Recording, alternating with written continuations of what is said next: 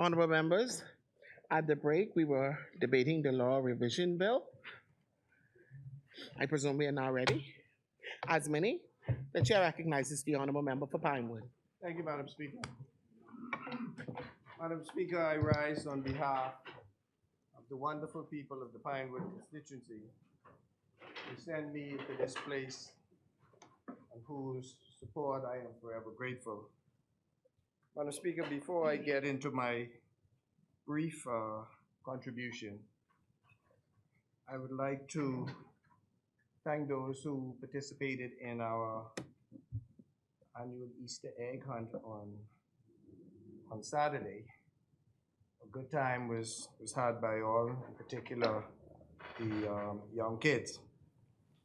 Madam Speaker, on a second point, on Saturday, I had breakfast at my spot out east, and I had the good company of three gentlemen: Doyle Burrows, Arthur Gibson of AG Electric, and also former police officer Blakey Wright, who's probably well known to on both sides, but in particular on the other side.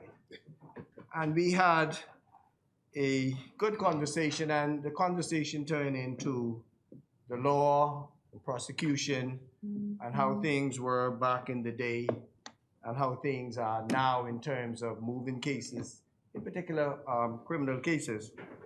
And while we're talking about Doyle Burrows, Madam Speaker, I would like to employ my good colleague from Fort Charlotte, who speaks on his behalf. There is two people I could say, those of us who live in the East and who walk Prince Charles, walk around Yamacraw, come up Sassoon Hill, who know of the contribution of members of that community who go beyond in terms of beautifying that area, especially the beach area. One is Doyle Burrows, who spends his own money and take pride. Sometimes you see him before day clean, he's walking in the beach and picking up litter. There's another lady, I don't know her name, but you would also see her walking Prince Charles, and she's got her stick and picking up garbage from off the roads and also feeding the animals. And this is a perfect example of the country that we have, where people give of themselves, not asking for anything in return. But since we are rewarding them, maybe we may consider something in terms of remuneration for Mr. Burrows, whose work is really, and those of us who live in the East, we have an appreciation for the work that he does. Saved my life. Yes. His only sin is that he's a valley boy, but I'm prepared to overlook that. but a great Bahamian, and I will get the name of the lady because I see her often, but yet I've never asked her name, but I would always say, thanks. And to Blakey Wright again, I say thank you for your service to this country as a police officer. Madam Speaker, I rise to give my contribution with regards to this, and there was, early on today, there was back and forth with regards to whether this is important legislation, or I don't know if I used the right word, but as was stated, Madam Speaker, every time there is amendments or repeal, it must be important because the government of the day would have put that on their agenda. And while the member from East Grand Bahama made the point of overhyping, that's a fair position depending on who's listening to it. We on this side believe that it was important that we are bringing it in this. And those who saying that we support it, but we don't think it's that, I think it's fair. But I don't want us to trivialize these things. Madam Speaker, I've been fortunate to be an attorney, and I'm sure the attorneys in here in this parliament, my learned senior here, understand that it's a grouping of which politics do not play a part. And I remember my becoming an attorney, two men that I looked forward to in getting their advice was a part of my lunch bunch grouping. And that's the late Sir Arlington Butler and J. Henry Boswick Casey, who I heard was hospitalized and is not in the best of health. And I just would like to send my prayers with regards to Henry to Dame Janet Boswick, and hope for a speedy and full recovery. But this Parliament, Madam Speaker, if you go through the history, there have always been in this place leaders from the community who were legislators, who were actually good lawyers. We could go back, A.F. Adley, Godfrey Kelly, Jeffrey Johnstone. We move into the generation of Sir Orville Turnquest, Paul Adley, great legal minds. And sometimes I think we take for granted the contributions of lawyers to a society as ours. There's always this position that, we have too much lawyers in the country, but until you are in a position where you need them, then we realize how important that they are, not that doctors or nurses and others are not. And I say that, Madam Speaker, because notwithstanding the talent that we've had in this place, it has taken us 50 years to get to this place, of which the law itself, just as other segments of our society is daily evolving, the law must too. And Madam Speaker, for a long time, those who practice in the legal profession have asked for redress to some of the vexing problems that are plagued. Madam Speaker, this bill seeks to address some of those problems. I believe this new act, which repeals and replaces the Law Reform and Revision Act, will be a blessing for those of us who practice. Hopefully, Madam Speaker, I can have an extended time here, and I would like to make my contribution to the law from this place for the time being, and hopefully extended. Madam Speaker, in the modern world, and I consider the Bahamas a modern country, we have our set of problems and challenges as all, but we excel in athletics. Madam Speaker, there was a time ago when you had heart issues, you had to go to the States.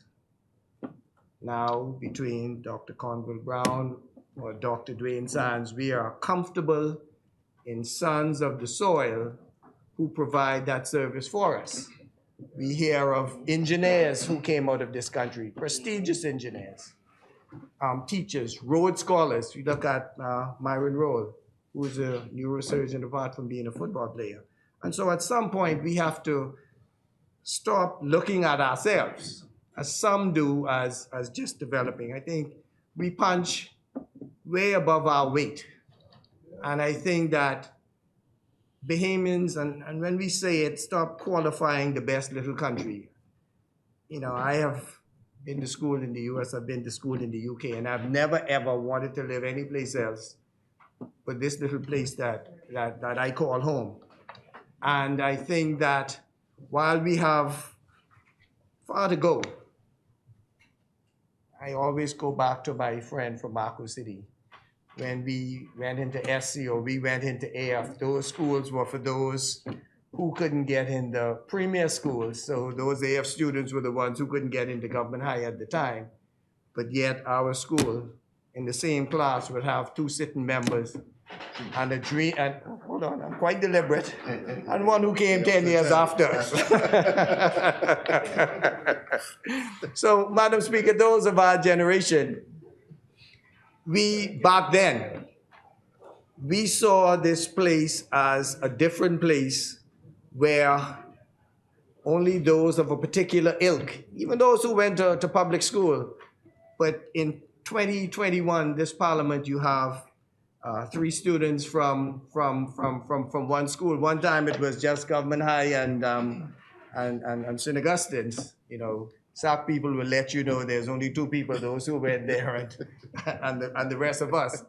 But I think the last parliament, Iron Bailey had about 7 people in it. And so that's how far we have come as a country. And that compared to the quaint little settlement that I grew up in, where I lived with my grandmother, grandfather, and my great-grandmother, who was born in 1884 and couldn't conceptualize the world being that big for her to have a passport, and to have her great-grandson, who went to Morristown, started his education at Morristown Primary, that sit in the parliament today. And my 2 grandmothers, both of them, my maternal grandmother, Miriam Adley, was a maid, trained at the Dundas. My other grandmother, Ethel LaRoda Moss, was a subsistence farmer. And so let's look at it in the space of 50 years where we are as a country, and we need to be proud of that fact. And as we evolve as a country, we must now make sure that those generations who come after us, evolve with it. And as we look at the law, now, one time ago, you walk in with your books. We all know now that you have to stay. You could have every book in the world on the internet, and depending on your talent, you are able to pick up. But as it relates to this piece of legislation, Madam Speaker, even the law online is not updated. And so, unless you have, and I'm sure my learned, my colleague here from Fort Charlotte, we have all experienced being on one side or the other, turning up to court and presenting a case where the law would have changed. And so, as we move forward, it is my hope and my prayer that the law evolve into that creature where it becomes the norm. When we look at legislation, we have every confidence that that legislation is up to date. Madam Speaker, as we legislate to govern a modern society, we have to revise our laws to meet the changing times. And we have to reform our laws to keep in step with the ever-reforming society. As we will sometimes have to consolidate 2 or more statutes to ensure that the laws governing and regulating one aspect of our society is codified into one statute.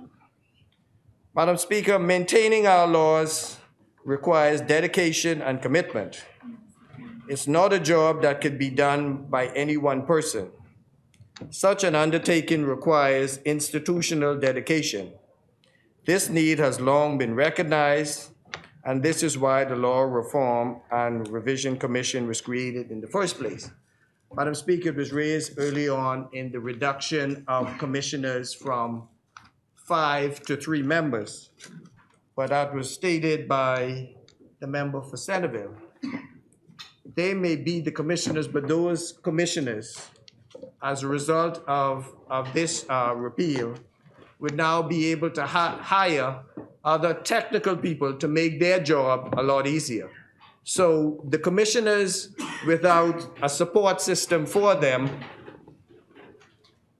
is basically useless, because you have 5 bodies in place with no support. Those commissioners would need a support system of drafters and other professionals to make their job more efficient. Because even if those individuals, seven draftsmen, and so that's an increase. And that is across the spectrum, whether it be civil, whether it be criminal.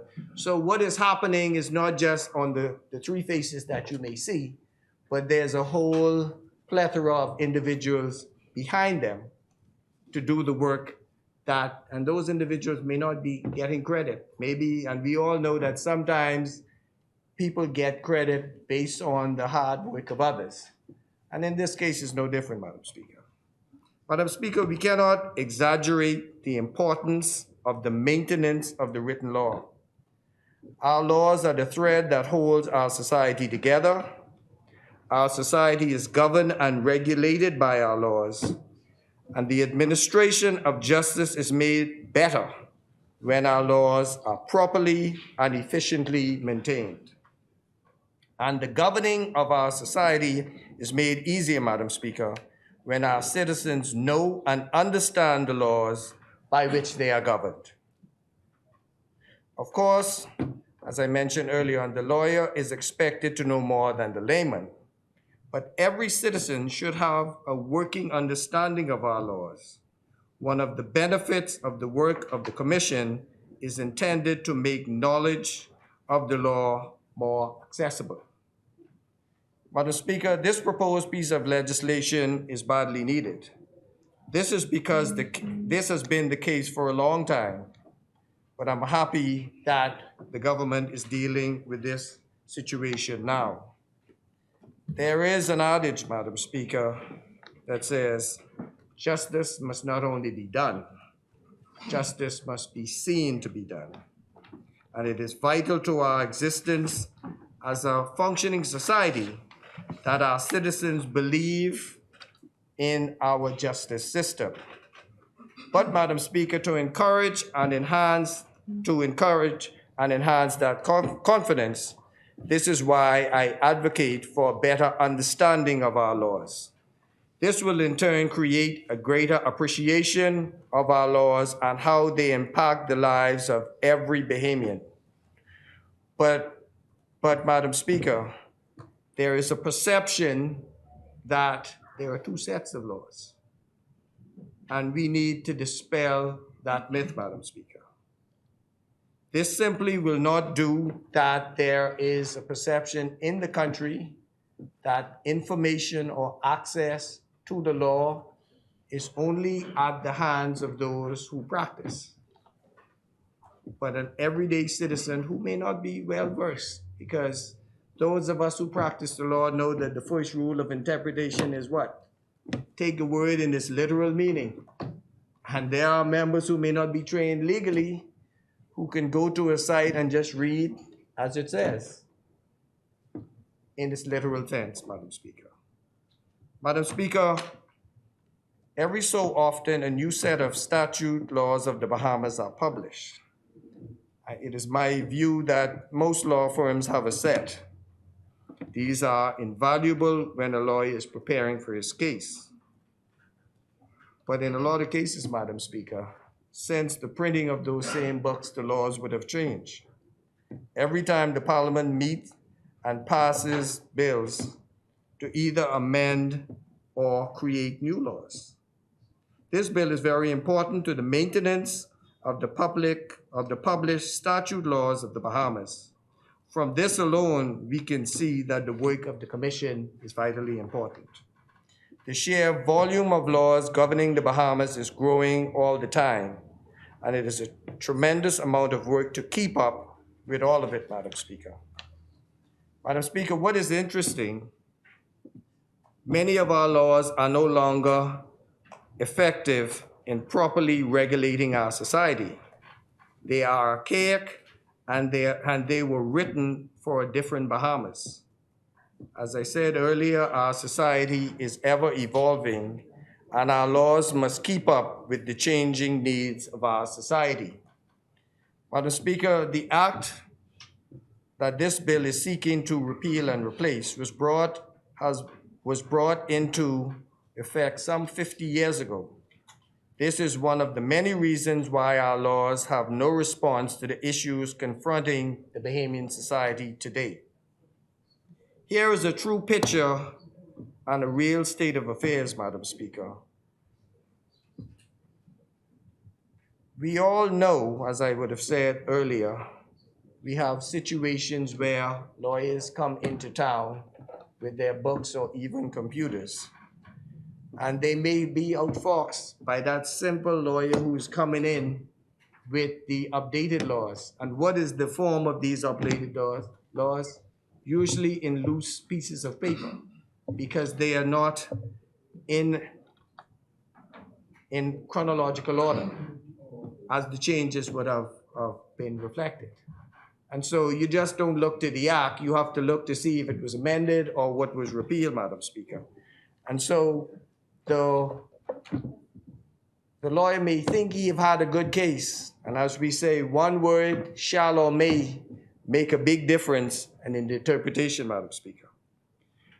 And a substantial amount of our laws are scattered around on loose pieces of paper because of the lack of dependable revision process. This bill is seeking to structure the process in order to bring efficiency to it, Madam Speaker. Madam Speaker, for many years, this matter had not been properly addressed. As we know, other governments would have had other priorities, and hence it falls at our feet today, Madam Speaker. Madam Speaker, in closing, I would just like to commend the government for bringing this important piece of legislation, notwithstanding some who may believe that it is not all that. Madam Speaker, I am not a part of that group. I understand the politics of it, but as we build on others, I think what we need to do as parliamentarians, there are things that both sides could point to suggest that what is being done today was laid by someone else. And I'll be the first to admit that we on this side, we don't believe that we have a monopoly on love for the country or even its governing. Now, we make it our business of letting the government, the public know what we are doing. For those who try not to speak of their accomplishments, that's on them. But if we decide that we are going to let the public know what we are doing, of which we have a proud history of doing, I don't think we should be held accountable or in fault for that, Madam Speaker. With that, I commend the government and I support this piece of legislation. Thank you, Madam Speaker.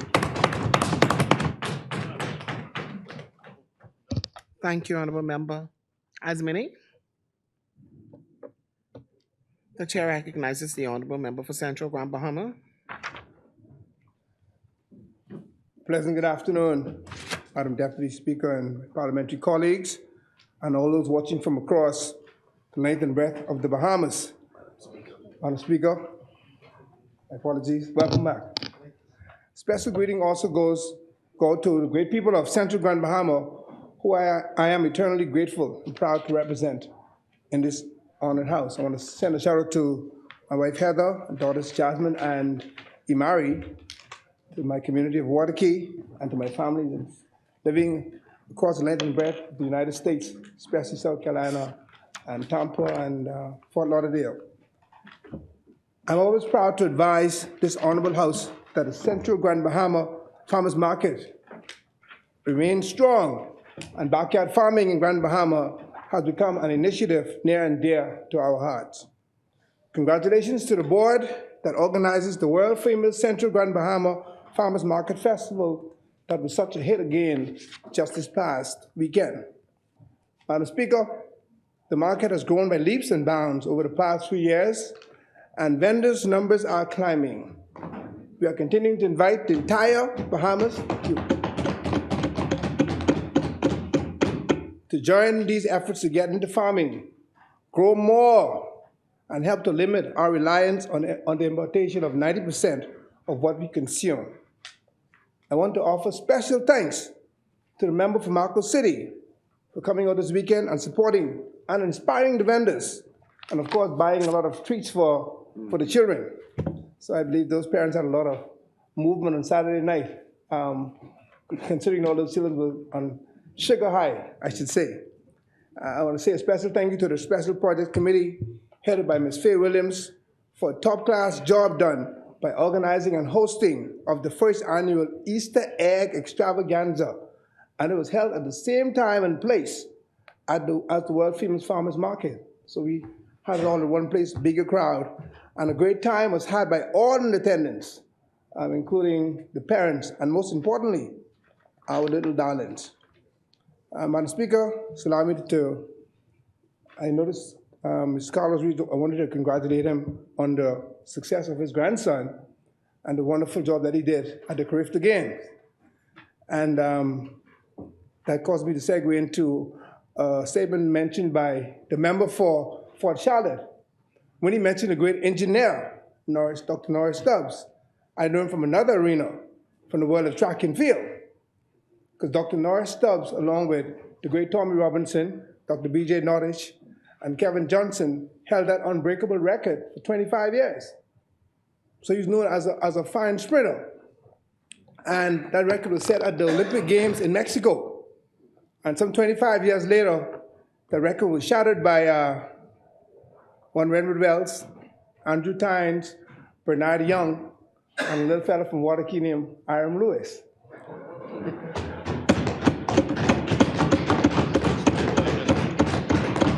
That was called the Unbreakable Record, but we got it done.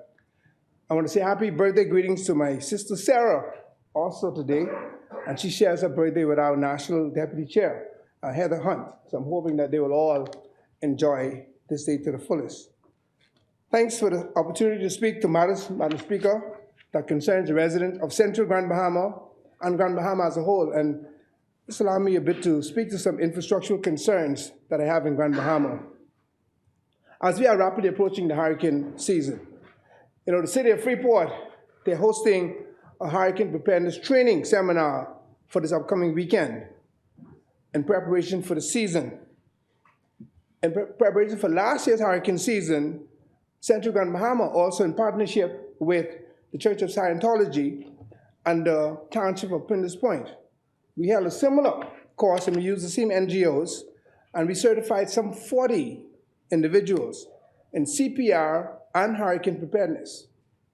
So again, I was made to understand that this weekend, they'll be allowed or be able to take a refresher course, because of course it is extremely important that we prepare ourselves, because every time hurricane season, we almost like that song that Madonna sing, like a touch for the very first time, go through it for the first time over and over, as if it never happened before. You missed something.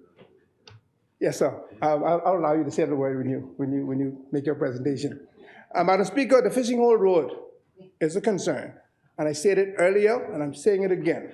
The culverts at the fishing hole roads need to be installed to mitigate against flooding of that road and the Queens Cove area.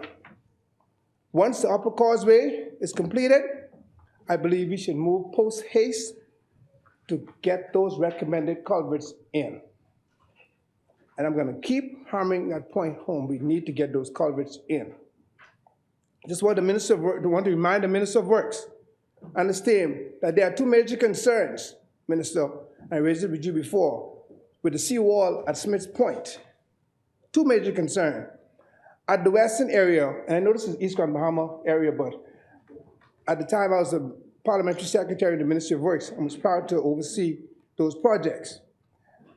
On the western end of that seawall or that defense wall, there are numerous large casuarina trees growing, and they're growing in abundance. Not only will they contribute to beach erosion and overgrown foliage in short order, but the root system, they have a very strong root system that can destabilize that defense wall. That wall was in place during the devastating Hurricane Dorian, and it protected the community of Smiths Point. So again, that very important wall, I believe that we need to get in there, Minister, as soon as possible, and have those casuarina trees removed. The other concern is the top railing at the top of the wall. It looks good from the roadside, nice and smooth. You see the nice gray paint on it. But I took it, made it my business to look over. And on the seaside, the railing is corroding, showing sign of rust. So if the team hasn't done so already, they need to assess that, go there, brush it down, and paint it to ensure that the life cycle of that rail and the wall is extended. So those two things, very important, Minister. Take the trees down, as well as protect and fix, repair the wall. Now, Madam Speaker, I'll get into some things that may not be too comfortable for all, but I have to say it anyway. And that is that I really question the priority of this New Day government. And I'll say why. April was declared as Child Protection Month. But the question is, what have we really done in this place during the month of April to move the needle, in favor of child protection in this house? What have we done in here? What did we discuss that speaks to April being Child Protection Month? I don't even remember us even giving it lip service.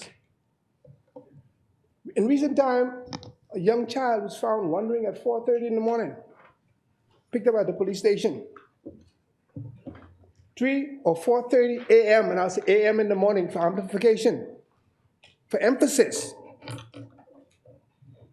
But we're not talking about that. We're speaking about law reform.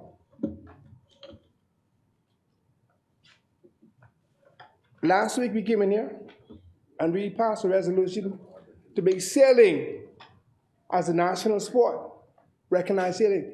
And it's important, I'm not taking anything away from that. But was that our priority? Did we have to do that during National Child Protection Month, when we could come in here and speak to issues that affect our children? We've heard of many heinous crimes over the past few weeks and months. Many of them. Fathers, stepfathers, older siblings, damaging these children. But we need to talk about law reform instead of law enforcement and protecting our children during the month of April.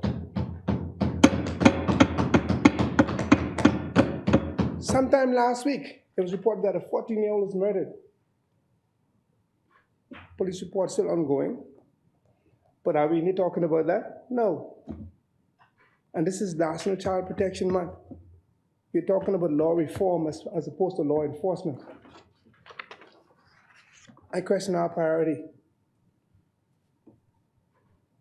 And it's something I think we should take seriously. We're in the last quarter of this very important month.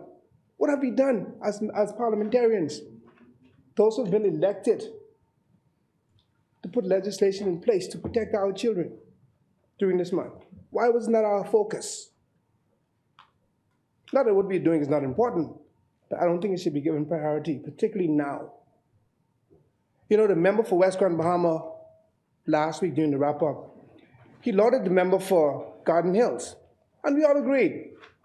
Wonderful, wonderful accomplishment during the Crifter Games. We all on board with that. However, going into the last quarter of this month, one of the push that I made as minister was the push for the implementation or the updating and the implementation of the National Youth Policy. It didn't start with me. When I checked the archives, as far back as Dr. Daniel Johnson, or even before him, he was an advocate, he pushed. Even before him, but he pushed to have the National Youth Policy implemented.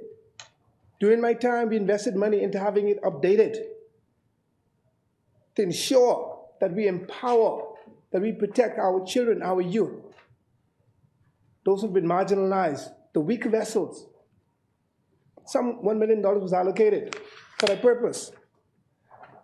When I look at this year's budget, not $1 million, not $500,000, not a quarter, not $100,000, $70,000 was allocated for the implementation of the national youth policy. How can that work? And I believe the minister, he wants more money. We need to give him more money. He's doing a good job in sports. And he needs the money also to ensure that this policy is updated and implemented to give our youth teeth, empower them, protect our children, protect our women. Colleagues, the time to do it is now, not tomorrow. We are the legislators. We are the one that's been mandated to protect our children. The time to do it now, not tomorrow. And this brings me to a story that was told of a young boy that got lost in an African village. You know, the mother came to the chief nearing the end of the day, and she said, "Chief, my son wandered off this morning into the sawgrass. By now he should have been home, but he's not yet returned. I'm concerned. Chief, I'm really concerned about him. Can you please assemble the warriors and go out and search for my child?" The chief acquiesced. He called all the warriors in. "This little boy is missing. I want you to go out and search for this child." The brave warriors, as instructed by the chief, went out to search for this child. Unfortunately, no one found the child. When they got back to the village that night, the chief said, "You know what? We're not going to give up. We're going to change our strategy. Tomorrow we're going to search for this child. But what we're going to do different this time, we're going to hold hands. We're going to form a chain, and we'll walk together. We're going to comb all of the sawgrass, not missing any detail. We'll do this until we find that child that is lost." And true to form, the following morning, they held hands, they went through the sawgrass, and the news was bittersweet. They found the child, but the child had died. The child was exposed to the elements overnight, couldn't survive. They brought the child back to the village and presented the child to his mother. As they presented the child to his mother cried out in agony, "Oh, if only we had held hands yesterday, my child would have been alive." I'm saying to all of us, today is the day that we should hold hands during this National Youth Month. We need to protect our children from the elements of sexual abuse. Right, the element of physical abuse, National Youth, this is National Child Protection Month. The element of physical abuse, the element of mental abuse, the element of abandonment, the element of drugs and gang-related activities, so that we will not have to hear that mother, that grandmother, that aunt, that uncle crying, saying, "Oh Lord, why didn't we hold hands yesterday?" We have been mandated to do just that. Madam Speaker, as I wrap up, I will speak little on the law reform bill, because my colleague initially covered most of what this side have to say. And I'm not a lawyer by profession, and I learned one thing to do is stay in my lane. So in my review of this document, I just came across two items that I believe that perhaps may be oversights or typos. And if you have the bill with you, I'll direct you to page number 11 of the bill. It might be a typo. Page 11 and 12, Article 18.2. Number 1, it says, "A revised edition may be placed in loose leaf or bound printed form and should bear." We come down to item 18.2, a revised edition may be placed in electronic format or may be made available electronically through the medium of a national information structure and shall bear. And then they go into a bear, the word bear is used again. So you have bear, bear. When you look at 2B, again, the word bear is repeated. So I believe the first word bear should be taken out. The structure and shall bear on every page, A, and B, and shall bear, because I was told by the lawyers that a word make a big difference.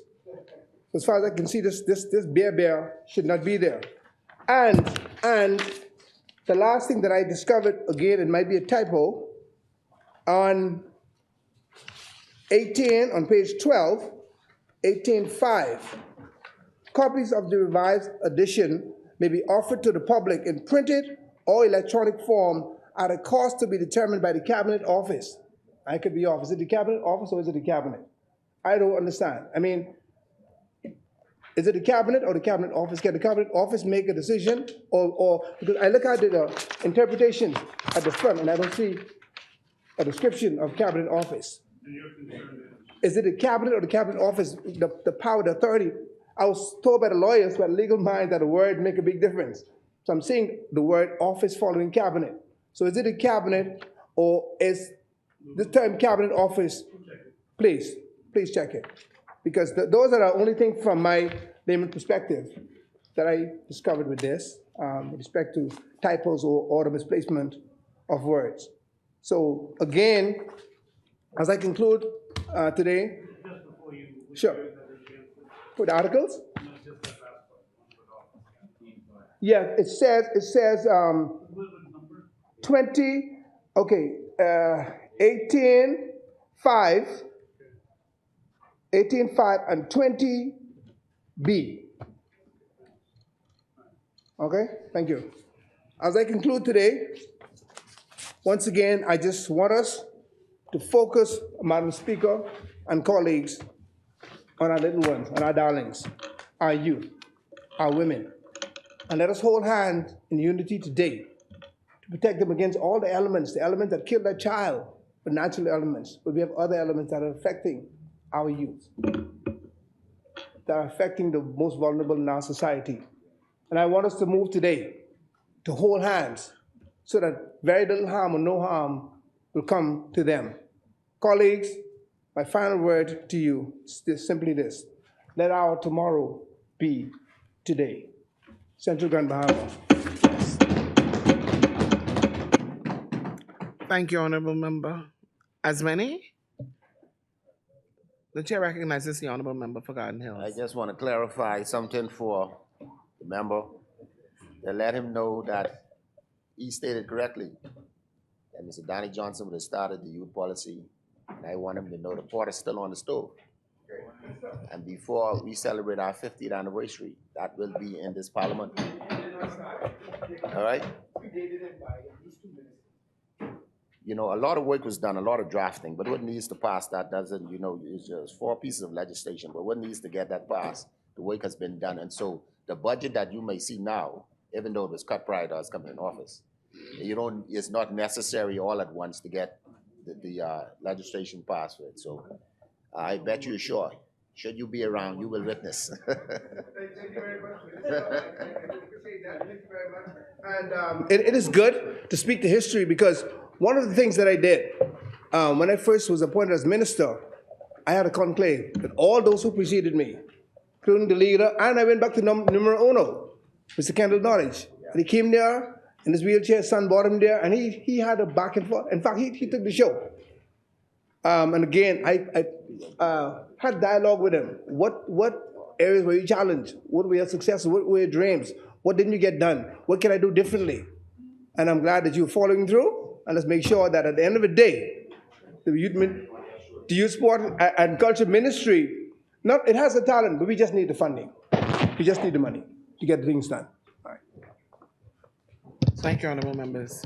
As many?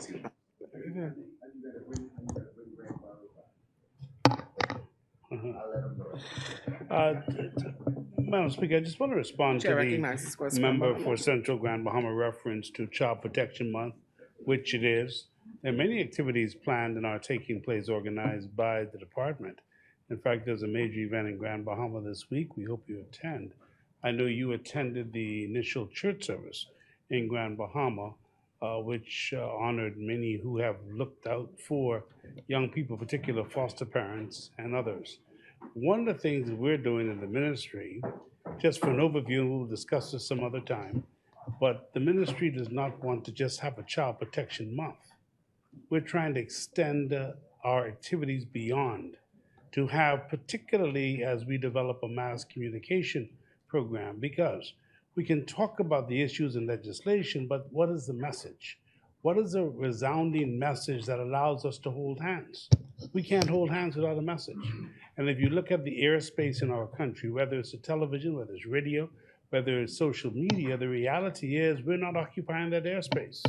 And we have to occupy that airspace with positive messaging to get to the children and to talk to others. And we must have a message for those who violate children. And so, yes, the implementation of the law is all well and good, and we talk about it. But the issue is much broader, it's much bigger. And we must understand psychologically, we must understand where children are and why. And so we are developing a very comprehensive program that's very different, that will take us beyond the month.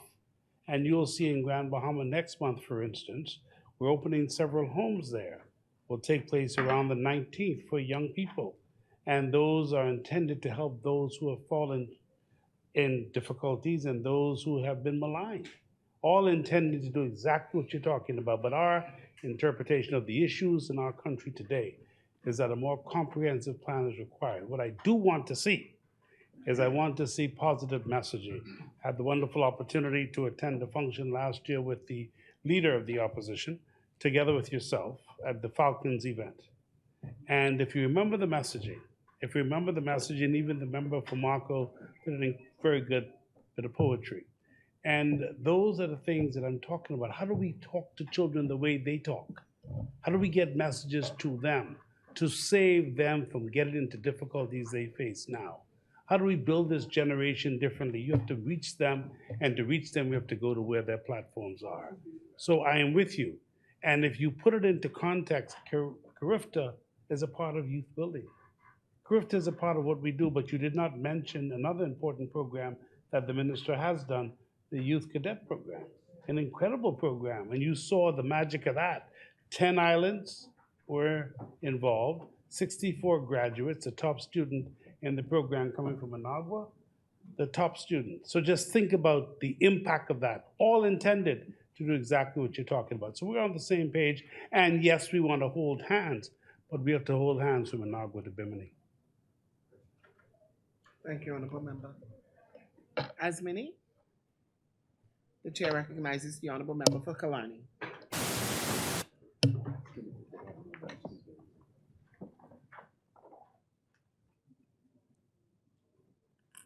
Thank you very much, Madam Speaker. Madam Speaker, before I start, I just want to note that, inform the House that all support documents that I speak about would be available here. I can table if the members choose. But I want to say on behalf of Kalani, with the rain, we've gotten quite a number of potholes, and Minister, we would go around, drive through the area and pin them so that we can just send the Google to you, and that would assist you greatly so you know exactly where they are. And with respect to the child, Madam Speaker, that the member for East End spoke about, I was out exercising about 5 one morning and coincidentally stopped by the police station. And there was a 5-year-old kid that the police had found wandering on the cable beat strip by himself at that particular time. But I was very pleased with how the female police officer had taken care of that particular child whom she did not know, just found him. But the police had taken it upon themselves even to go home to their home and bought the necessary clothing and whatever else the child needed. And I think the police need to be congratulated for the excellent job they have done, what I witnessed myself. Madam Speaker, I rise again on behalf of the Kalani constituency to contribute to the debate on the law reform and Revision Bill 2023. It is always important when the topics of law and order reform and the functioning of our justice system emerge for public debate. And the New Day administration made promises on the campaign trail regarding law and order. The Bahamian people trusted the New Day party was sincere when it made these pledges. A year and a half into office, the people realized PLP's promises were empty, completely empty, and continuously empty. They were mere campaign talk, and last year there were 128 murders in the country, with most of them taking place in New Providence. This was one of the highest murder totals in our history. In the PLP's Blueprint Manifesto, the party pledged, quote, "We also commit to enhancing crime-fighting methodologies in our aggressive war against crime." This has not happened. Instead, the crime problem, which is situated mostly in New Providence, worsened. But I was happy to see that there may be a decrease according to the Commissioner. The PLP has not implemented any enhanced crime-fighting methodologies. They have not led an aggressive war on crime, and the armed robbers and gunmen and killers in New Providence are causing chaos. Every time the media asks the Prime Minister what he's doing on crime, he gives an empty response that amounts to lots of nothing. And the Prime Minister thinks he is clever with words because he is an astute lawyer. People see behind this pandering and passing of words, but he offers few to no plans and no strategy. The journalists and people know what he says on crime is lots and lots of nothing. Too many families, Madam Speaker, are grieving the loss of loved ones to violence. Too many homeowners have suffered break-ins and thefts. And too many business owners have been robbed. Too many of our girls and women have been victims of beatings and sexual violence, including rape. We can no longer, Madam Speaker, keep our heads in the sand, as this is contributing to mental illnesses and dysfunctionality, not only in our homes, but in our society. We sincerely hope that the police will investigate thoroughly allegations of violence and rape against a member. Serious allegations were made against the police, and investigations need to be done there. Investigations cannot take almost a year, as was the case with Elizabeth. Investigations against known FNMs were completed quickly. We expect this to occur in this particular case. The women in Kalani, Madam Speaker, it was amazing that I was in the gym the other day and there was 20 or so women, and all of them were asking the question about the investigation because they're concerned. Madam Speaker, the question must be asked, why has the sitting member not yet been called in for questioning? I was called in by the police for questioning and interrogation with respect to the food program, and I cooperated. It would be my recommendation to the member that if the police does not call him, he should voluntarily go and state his case. Gender violence, Madam Speaker, must be quickly passed if we are serious. Marital rape must be quickly passed, again, if we are serious. Rape is rape, be it in marriage, in relationship, or otherwise. And too many women tend to lose their voices or remain silent through it all because they don't feel that there will be justice or even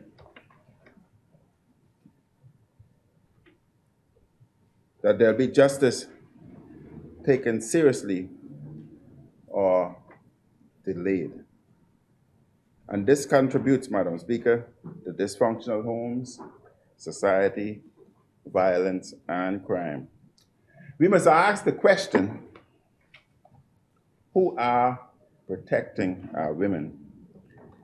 The ultimate responsibility and ultimate goal of a society is to protect our women, to protect our children, and to protect the elderly. This is the responsibility of our society, Madam Speaker. The New Day administration has no answers. The administration has no policies. Our ship of state is adrift with the captain at the helm when it comes to crime crisis in New Providence. The captain has abandoned ship for travel tour while our people struggles. When you watch the news, the prime minister in this country or that country having a fun time and making speeches. He rallies at his desk working on problems Bahamians face. Madam Speaker, the Law Reform and Revision Bill 2023 is designed to update our law creation and revision system. I support the bill, yet I remind the House that passing legislation does not substitute for having action plans and a strategy to combat violence and crime, including the underlying causes of our high crime rate. It is important to have well-organized and well-funded institutions tasked with these functions. There should be continuous efforts to ensure that antiquated laws are updated. It is important for this Parliament to pass laws to help improve the lives of our people in a timely manner. However, what must be remembered is that the people elect a party to govern. It is that party and its members who form the executive branch who are ultimately responsible for leading the country. That means the cabinet has responsibility for coming up with policies to improve our people's lives. And Madam Speaker, in order to create the proper laws that are needed, it is essential for individuals to identify the problems that the countries face, analyze the problem, brainstorm the problems, and make amendments to the laws or create new laws so as to deal with the problems. Because unless one faces the problem and realize that they exist, then you cannot make the necessary amendment or the laws that are necessary. We cannot keep our heads in the sand and not identify some of the challenges that we face. While it is important to upgrade the technical lawmaking process, as this bill seeks to do, little change will happen if the cabinet is absent of ideas, focus, and leadership. And that is the problem Bahamas face. I will give this example. After promising on the campaign trail to address the crime problem, the Prime Minister now knows he has no clues as to what to do. His new strategy is to shift everyone's focus to the role of people in the United States in the trafficking of guns to the Bahamas and the wider Caribbean. Guns trafficking plays a part in our crime problem, but there are much bigger problems the Prime Minister is not tackling. He has been talking about this issue on Bahamian soil, and now he's talking about it abroad. Many were alarmed reading a story in the Tribune on Tuesday, April 18, 2023, headlined, quote, "Davis decries epidemic of violence in the Caribbean." They reported on the Prime Minister's speech in Trinidad and Tobago. The opening paragraph of the story said, quote, Prime Minister Philip Davis decried the violence gripping the Caribbean region yesterday as he continued urging the United States to solve its gun trafficking problem. The story goes on to quote the Prime Minister as saying, "We do not manufacture guns in the Caribbean. Every gun used to commit a crime in the Caribbean is smuggled into our country. We have asked the United States government, the US-based gun manufacturers to cooperate with CARICOM member states when it comes to identifying weapons purchased in the US as a part of a wider effort to hold weapons dealers and traffickers accountable for the many lives lost to gun violence each year." It went on, "We must call on our neighbors to the north to better police the trafficking of guns from the US to the Caribbean. The United States, end quote, United States, Madam Speaker, is our closest friend. It is our major trading partner. And the United States does an extraordinary amount to help us with law enforcement already. It makes major donations to our police force. It helps us with training our law enforcement officers. It is a key partner in our efforts to stop drugs and human smuggling. It helps us with gun trafficking and other forms of crime. And the crime problem in the Bahamas has many roots. Domestic violence is one of such roots. Madam Speaker, I would always remember, we're always saying women or men beating women. I would always remember living in the Grove, Exuma Street, which has now been changed to Amos Ferguson Street. And there was a neighbor next door to me. I won't call the name because everyone in the Grove would know. And almost every day, that lady beat her husband. Almost every day we heard him screaming.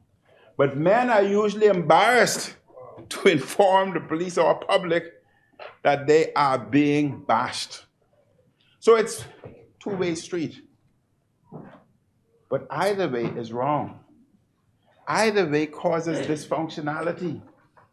Either way causes mental disturbances, which affects crime and creates some of the problems that we face here today. We have done a poor job in terms of developing our people. Unemployment is chronically high. More needs to be done to provide Bahamians with affordable and quality health care and housing. Too many Bahamians have poor conflict resolution skills, leading simple arguments to turn out into violent confrontations.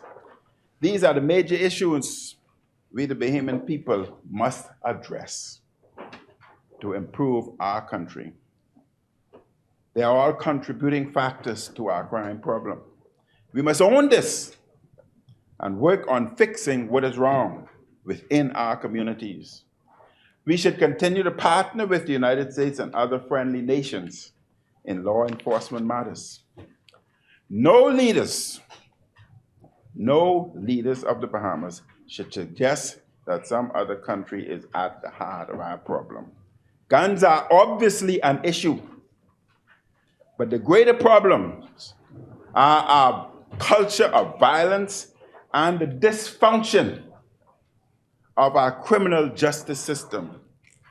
So I say, for God's sake, we have to tackle these problems. We cannot continue to ignore them. What are the Prime Minister's plans to address this culture and the problems in the justice system? Madam Speaker, just at CARICOM, one of the Prime Ministers at the CARICOM meeting talked about the bail in the Bahamas and the crime. And that particular individual stated that the Prime Minister, the judges in the Bahamas issuing such bails contributing to crime, the judges must obviously, and I quote, not living in the Bahamas. They must be living in Mars. And yet the Prime Minister did not defend the judiciary here in our Bahamas. Regardless of how I may feel, if he did, it was not publicized. It was not publicized. And I'm certain when you speak, you will address that for us. I'm certain you will address that. Madam Speaker, the Prime Minister is failing miserably on law and order. These speeches he gives talking about guns from the US are part of an effort to deflect away from failure. He got the deficit number wrong and sought to blame others. On the FTX debate, he hides, you could talk afterward. On the FTX debacle, he hides behind talk of subjudice.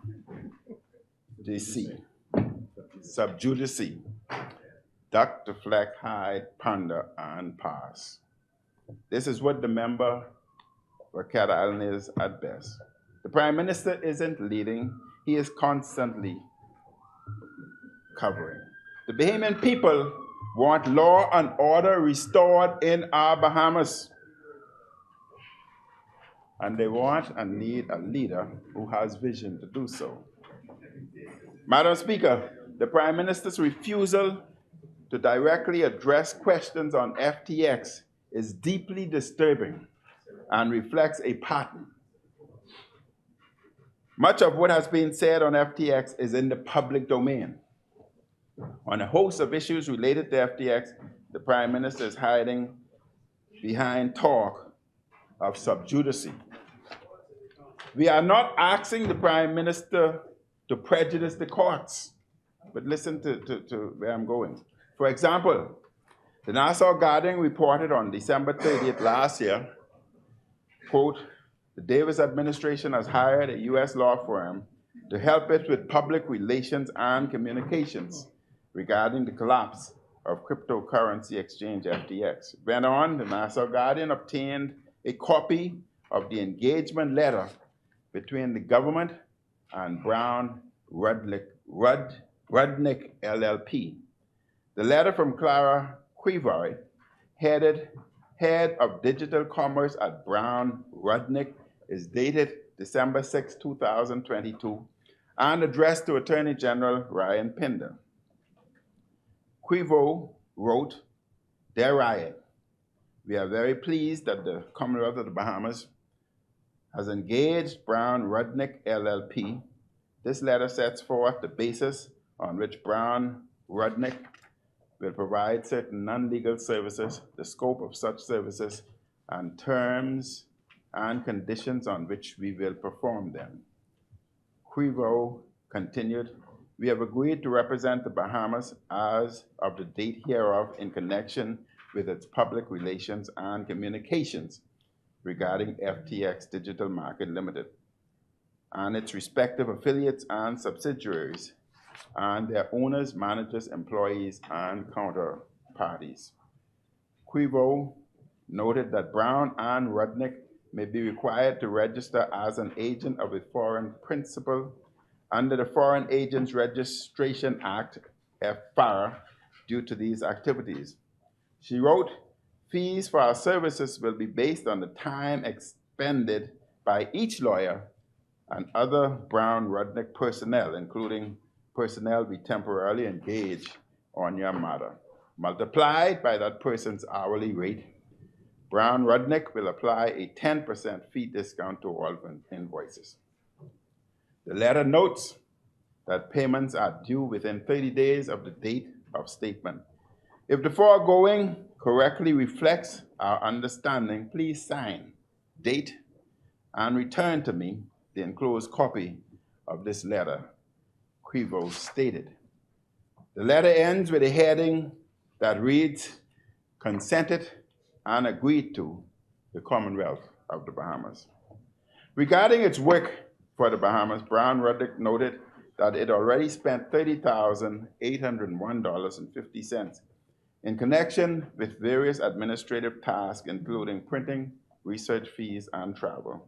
In a separate document filed the U.S. Justice Department as part of its obligation to register under FARA, Brown-Rudnick said, given the significant attention by the U.S. government and media surrounding the collapse of FTX, Brown-Rudnick anticipates that it may perform additional activities which fall outside the legal exemption that require Brown-Rudnick to communicate on behalf of the Bahamas with media outlets in the U.S. and or U.S. government agencies and or participate in meetings with representatives of the U.S. media and or government agencies to discuss the Bahamas activities and bona fides.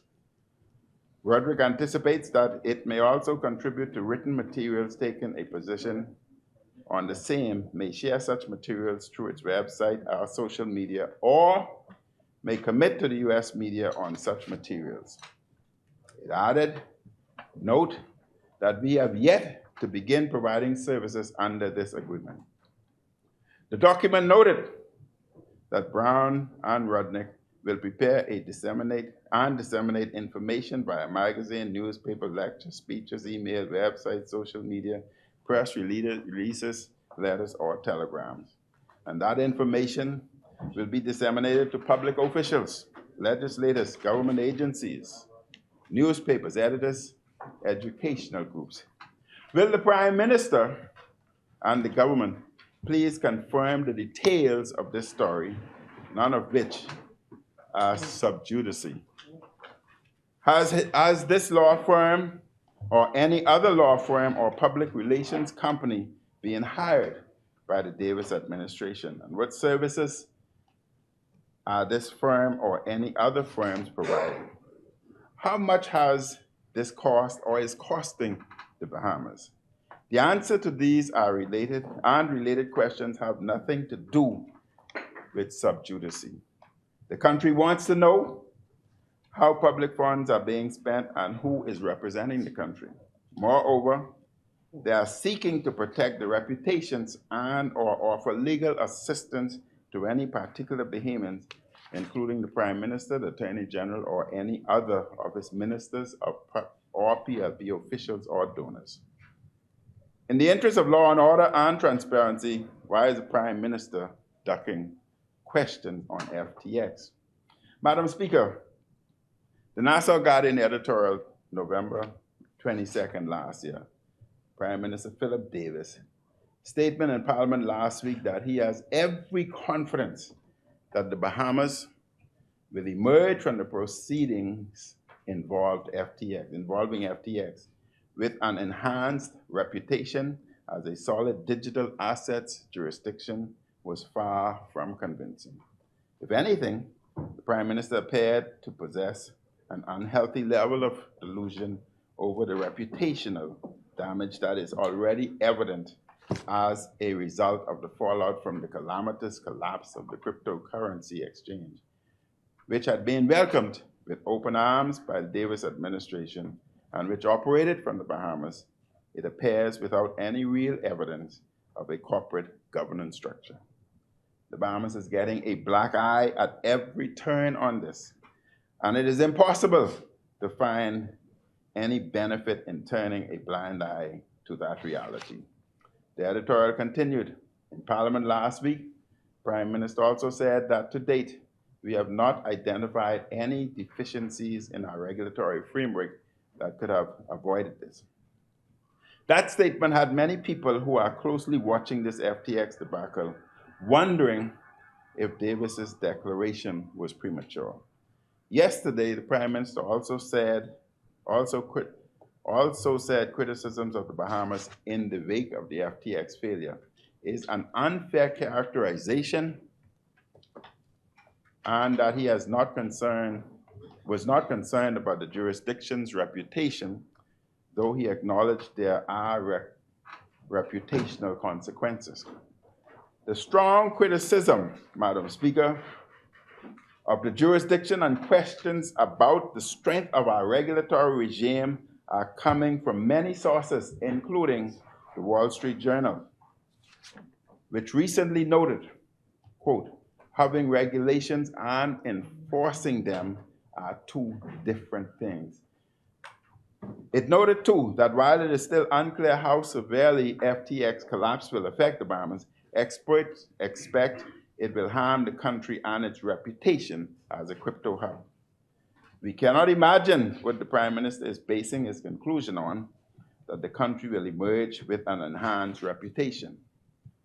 Time will tell. But as this sordid saga plays on, his declaration seems more wishful thinking than grounded. Madam Speaker, I went through that because it's essential when you're talking about law reform, creating new laws, amendment to laws, it's essential for you to identify the challenges and the problems we face, be it FTX, be it domestic violence, be it crime. Unless we're prepared to openly speak about them, we cannot make the necessary laws or learn from the experience that was presented to us so that we can make the necessary laws and amendments so that governments moving forward, either present or future governments, would not fall in the same category or make mistakes. Madam Speaker, this is precisely the problem with the Prime Minister on issues ranging from crime to healthcare, to education, to other national problems. And it is essential, Madam Speaker, it is essential that many of the issues that we face today, we must be open, we must be honest, and we must be transparent. Some things we may not necessarily like, but in the interest of the country and for future generations, we must be prepared to make the hard decisions and make the necessary amendments in the law. Madam Speaker, the law reform I totally support. Thank you, Madam Speaker. Thank you, Honorable Member. The Chair recognizes the Honorable Member for West Rum. Madam Speaker, not to have interfered with the member for Kalani and his contribution, but I wanted to ask for his reference to the Prime Minister ducking matters pertaining to FTX be expunged, because the member for Kalani is quite aware that the Prime Minister in the last session of the House made it very clear that the matter is sub judice. The rule of the House is that any matter before the court, Madam Speaker, and it says and it states, any reference to a matter awaiting or under adjudication in a court will not be permitted unless the Speaker's discretion that reference will not interfere in any material way with that court matter. That is what the Prime Minister, and he was responsible, as responsible advocate of the court, the Prime Minister said, and a member of this House, that the matter is sub judice, and he will deal with it at the appropriate time. So for the member for Kalani to suggest that the Prime Minister is ducking, I think that is inappropriate, and I think the member should either withdraw or have you take it from the record. Thank you, Honorable Member. I agree with the procedures, and I will have that stricken from the record.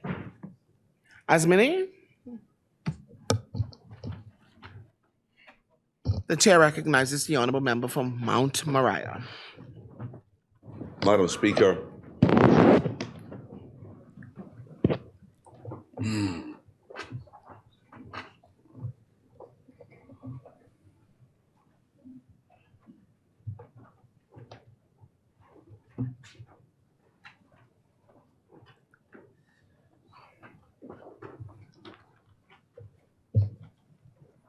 Deputy Speaker, each time I rise in this place, I do so ever knowing that all roads in my political career begins and end in Mount Moriah and is forever linked to the residents that I serve on a daily basis. Many believe that it has become routine for members of Parliament to merely mention one's constituency prior to commencing a member's contribution, and that it is merely perfunctory. Madam Speaker, I hasten to say that it is the exact opposite. Deputy Speaker, I hasten to say that it is the exact opposite for this member. I am a part of my constituency, and my constituency is a part of me.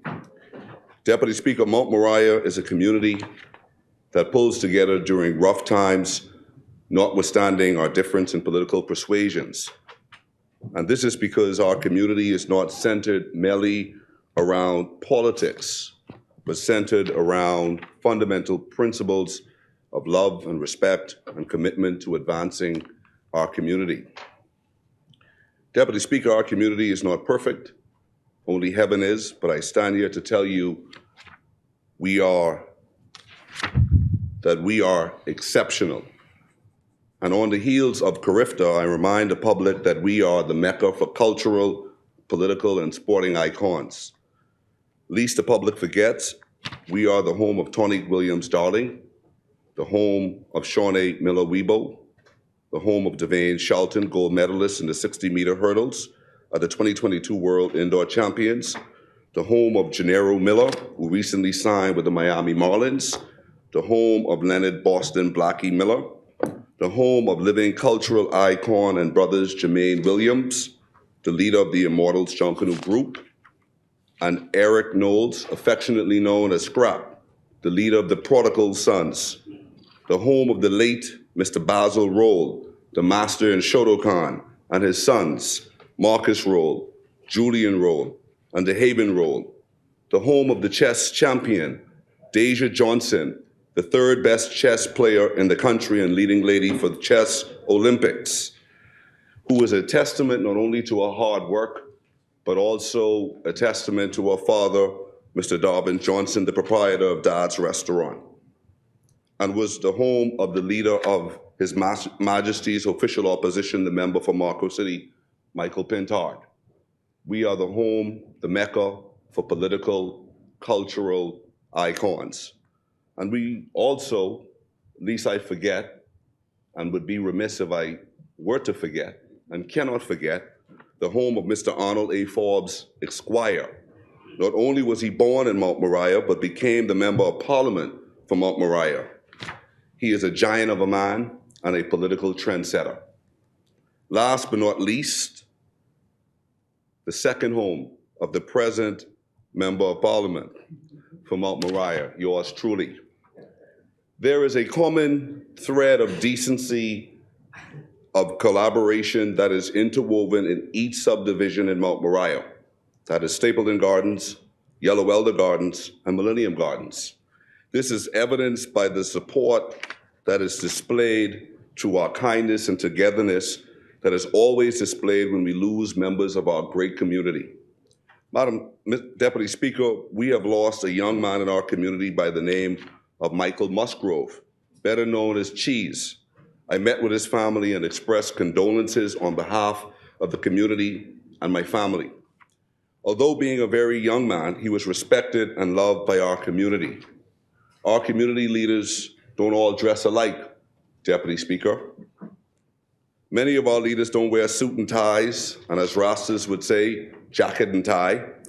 Many of our leaders are young, they don't have gray hair or gray beards.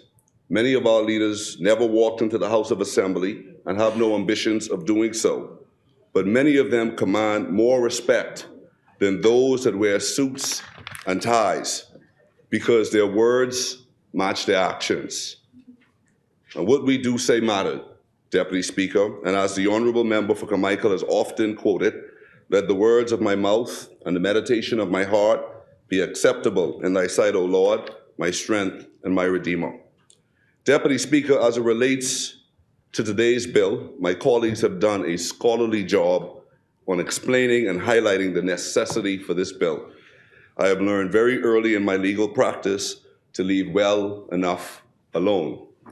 Mount Moriah, for the reasons mentioned by my colleagues, support this bill, but also supports the bill because of the importance of the bills, the things mentioned within the bill. But notwithstanding, I would like to say that this bill is further evidence of the comprehensive approach the Davis-Cooper legislative agenda is having on our country. The codification of our laws is imperative to good governance. It is not a controversial bill, so I don't expect to be very long in providing my support for this bill. Also, on the point of bills and laws, I would also like to highlight Mr. David Forbes, who I now refer to as a living monument to good practice and parliamentary procedures. If he was not restrained by this post, he would easily qualify as a commissioner under this bill.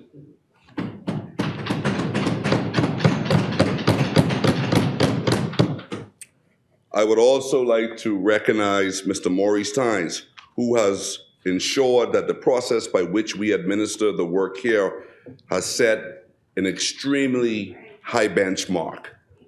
And Mr. Flowers, who is also working his way through the ranks. I see you, Mr. Flowers. Continue the good work. And also is able Asheron, who is also always doing a wonderful job in carrying out her duties here in this house.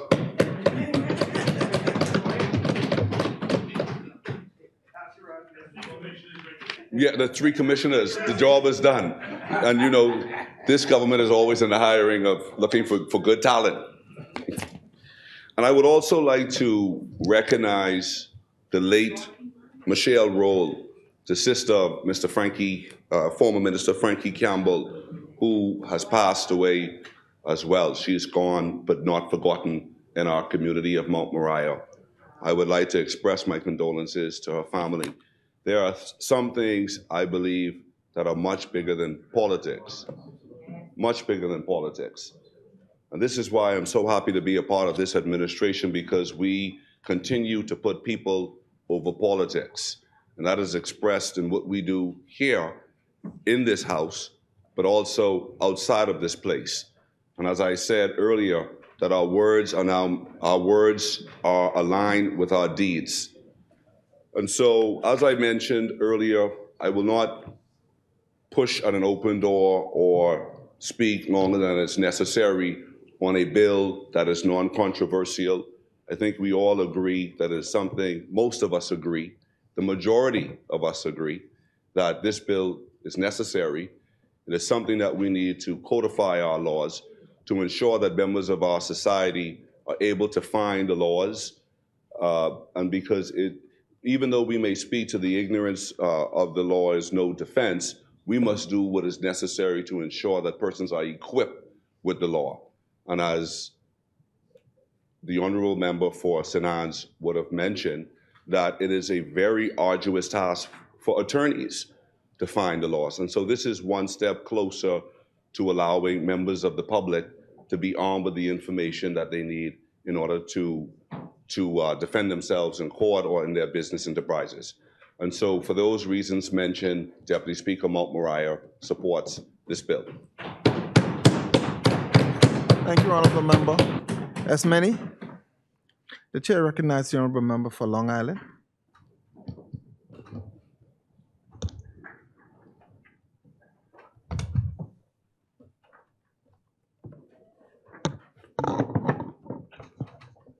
Thank you, Mr. Deputy.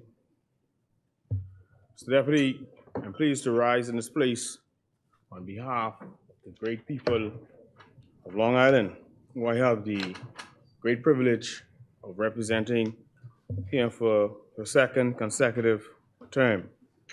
Mr. Deputy, I'm going to begin by wishing a belated happy birthday to my grandfather, who turned 89 last week on the 11th. So to him, Bishop Gibson, a man of faith, a man of honor and integrity, a prayerful man, a man who I aspire to embody all of the good traits and qualities that he represents. I continue to be a work in progress, but certainly he is a role model, an honorable gentleman. Mr. Deputy, I also want to give condolences to the family of Ms. Inez Adderley, particularly her husband, former principal and teacher and principal, Mr. Lawrence Adderley. I wish to also express my sympathies to the family of Ms. Zerlene Taylor and extend my condolences, particularly to her daughter, Tracy, her granddaughter, Nisha, and the entire family. Mr. Deputy, I'm going to be very, very brief with respect to my commentary on this legislation, or this proposed legislation, this bill. Mr. Deputy, we see just on a cursory glance, or even an in-depth read of this, you don't see any major changes to the law. These are all minor amendments. Whilst I understand and appreciate the need for updating the law, this frankly is a redo of the legislation that already existed. Mr. Deputy, there's nothing really groundbreaking, just a handful of slight changes to the previous act, repeating much of what already existed. And so I share the sentiments that were expressed by at least two of my colleagues here today, the member for East Grand Bahama as well as the member for St. Anne's. We are expecting monumental and radical change and far-fetching, far-reaching legislation, and we're looking forward to that, those kinds of legislation coming forward. We appreciate the insights with respect to technological advancements and so on and so forth. Mr. Deputy, I want to note, though, that the current Law Reform Act, the one that's being repealed, limits the appointee or the appointees as being someone with the experience of having had judicial office or some experience as a legal practitioner or a teacher of law in a university, versus what is now proposed. This bill would allow for the appointment of anyone who a prime minister believes has, quote, special qualifications, training, or experience, and that includes a public officer. So in this case, why are we reducing or watering down or removing the legal experience requirements and qualifications needed for persons to sit on this committee? Is it possible that this bill would also make for an extremely political commission? Mr. Deputy, the Prime Minister's office, which is the office, not the person or the holder, we look at another part of the bill which speaks to commissioners. It says that, so right now, you're looking for commissioners to be appointed by the Prime Minister going forward, whomever that person might be. This proposed piece of legislation seeks to displace the Governor General as the person who would be making those appointments. And now we see that the numbers for persons appointed to the commission will be reduced, or the time frame that they can serve will be reduced from the current 5-year appointment period to 3 years. So you see a watering down somewhat of the legislation from the qualifications necessary to become commissioners to the time frame that these persons are sitting as commissioners to who can appoint persons to the commission. So, so one wonders what led to the reduction in the time frame for the appointments from 5 to 3 years. Mr. Deputy, moving along, I want to speak to my constituency. Since we lost the government, Long Island has come to a standstill, and I mean that literally. I'd like to see, I would like to join, and I heard a colleague of mine thanking, I think my good friend, the member for Golden Isles today. I'd like to join some members in thanking ministers in here too. However, there's nothing to thank anyone for. So we look at a number of challenges. Let's look at the sporting facilities. And Millis Park, the Bahamas Games is coming up, and the park is in a state of deterioration. Bleachers are broken down, the scorer's booth broken down, and the facilities need an upgrade. In fact, all of the sports facilities in Long Island are in a state of disrepair. All. Millis Park, Clarenstown Park. In fact, at Clarenstown, where the kids go to have their district sports meets and other events, we need a Mundo track. We need proper lighting. Bleachers. The bleachers are falling to pieces. We need, even the school basketball courts can be upgraded and repaired. We don't have any proper track and field facility on the island. And so all of the sporting facilities on Long Island needs repair and upgrading. all of them. During my time at another place, Mr. Deputy, we sent a brand new water truck to Long Island. That was meant to service the areas that didn't have any pipe works, as everyone can appreciate. You do these works incrementally. So the staff and residents had been complaining that the water truck that was there at the time had a number of mechanical issues and a leaky tank. So we procured 2 trucks at one time, sent one to Long Island, and sent the other to Eleuthera. Interestingly, the one that was sent to Long Island was shipped out a year or so ago, and that has caused some water challenges with those folks who need water at different points on the island, particularly those areas that aren't serviced by pipe work. Again, during my time at the other place, I would have sent, we sent pipes to carry out waterworks in Millis. We cleared down the roadside for the works, removing all the bush and other impediments. But the question is, where are the pipes today? And why wasn't the work done in Millis? Millis, the work is still not done in Millis. And we don't know where the pipes are that were sent to Long Island. Millions were earmarked for waterworks from Burn Ground to Seymour's, Long Island, via a Caribbean Development Bank loan. We would have signed that contract had the election not been called. However, the Caribbean Development Bank was reviewing the independent engineering consultant's report at the time, and they were about to give final sign-off for us to move ahead with signing that contract to bring water works to northern Long Island, the most northern points, Burn Ground to Seymour's. So the question is, what happened to that project? Why have we not heard anything about that project since that time? And then, of course, you have the Long Island Airport.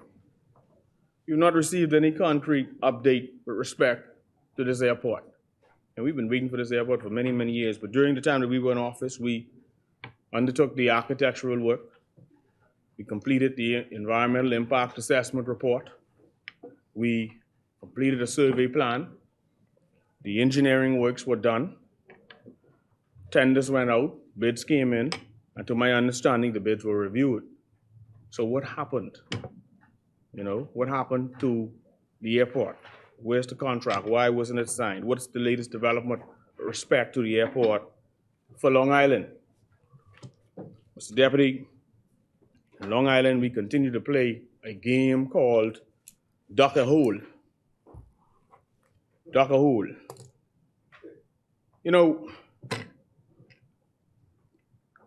Driving on Long Island is like driving on a golf course with large potholes.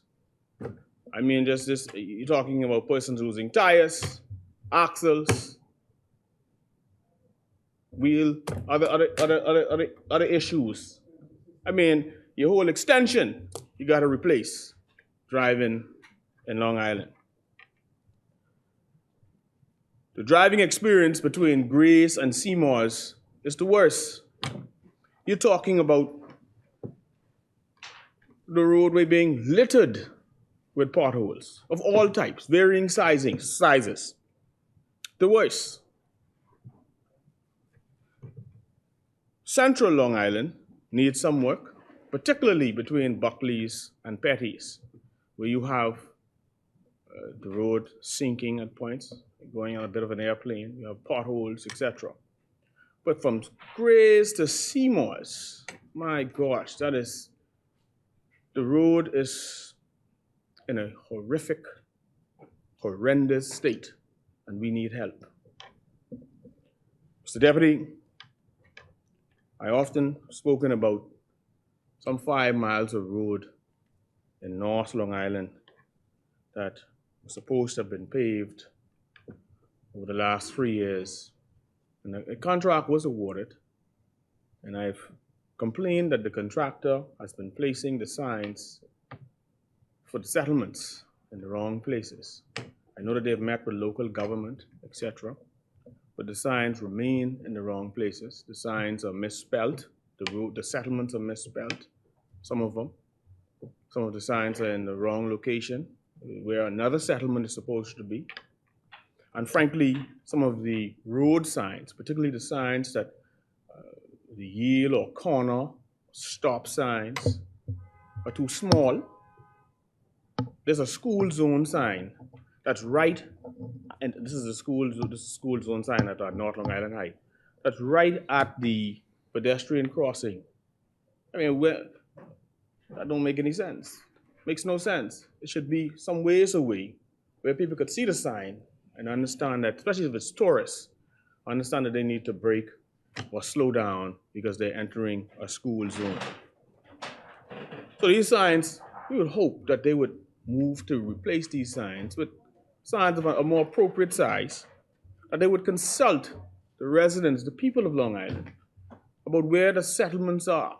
You know, we submitted, when we were in office, I got a CD from Textile Inquest, one of the foremost realtors on Long Island, and he had laid out all the settlement markings. And I think I had submitted that. I know I submitted a copy previously to the Ministry of Works.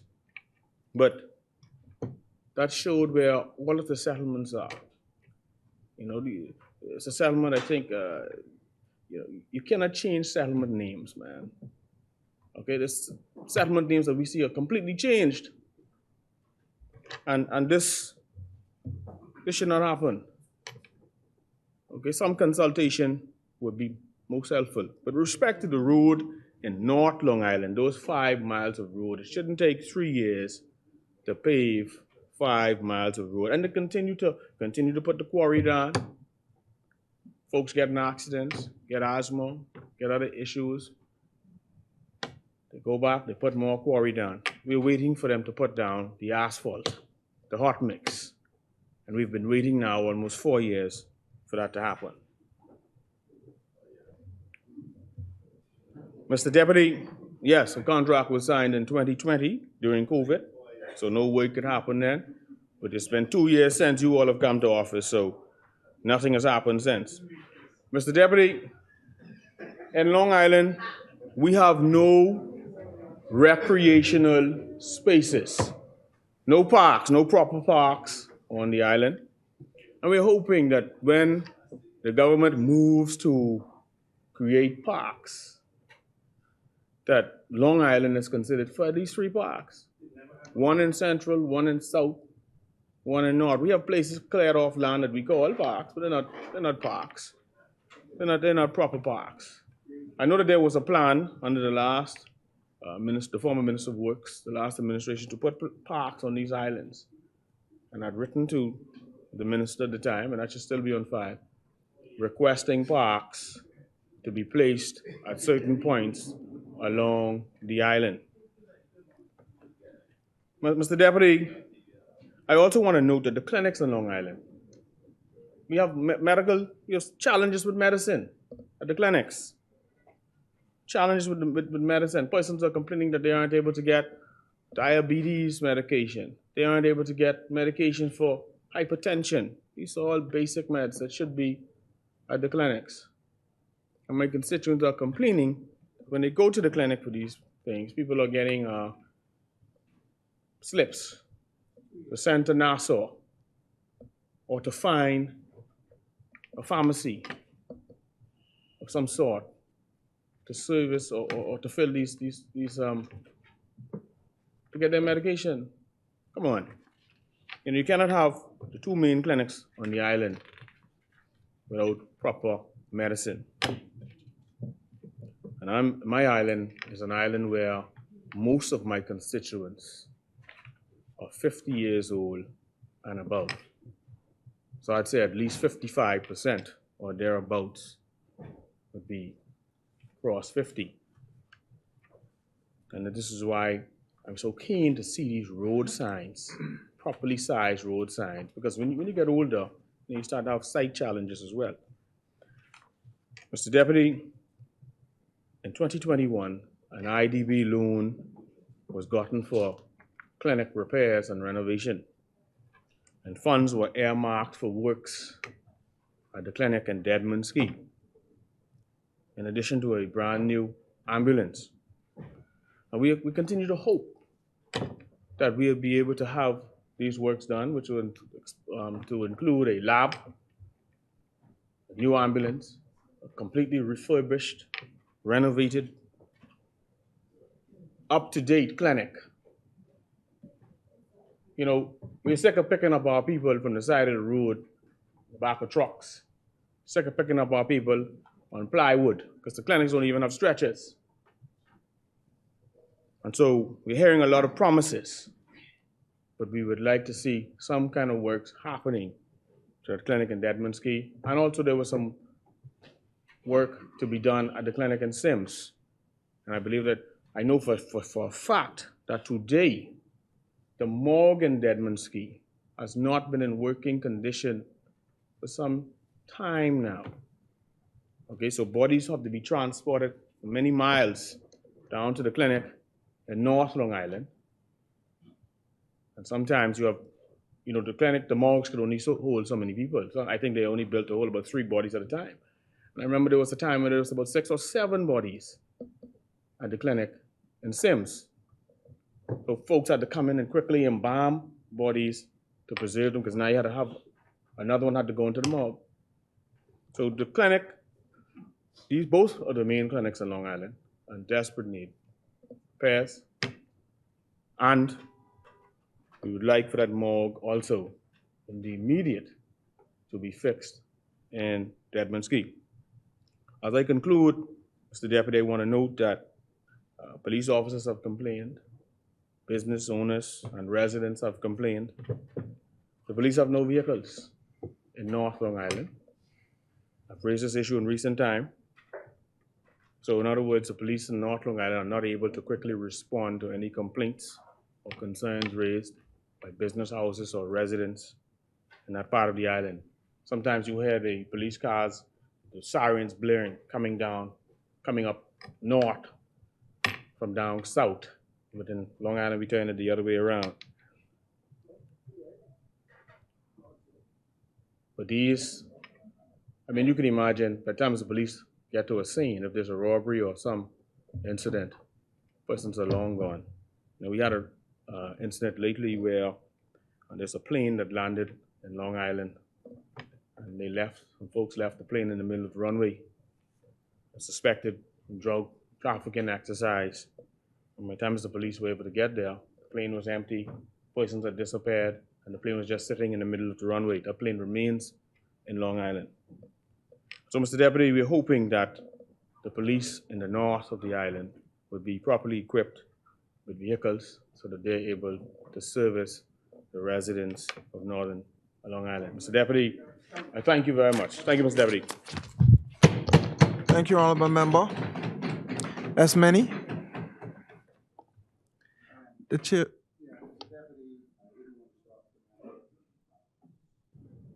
While he was speaking, because he did make reference to some issues associated with the clinics in Long Island, and I would like to say a few words because I know the residents of Long Island is listening.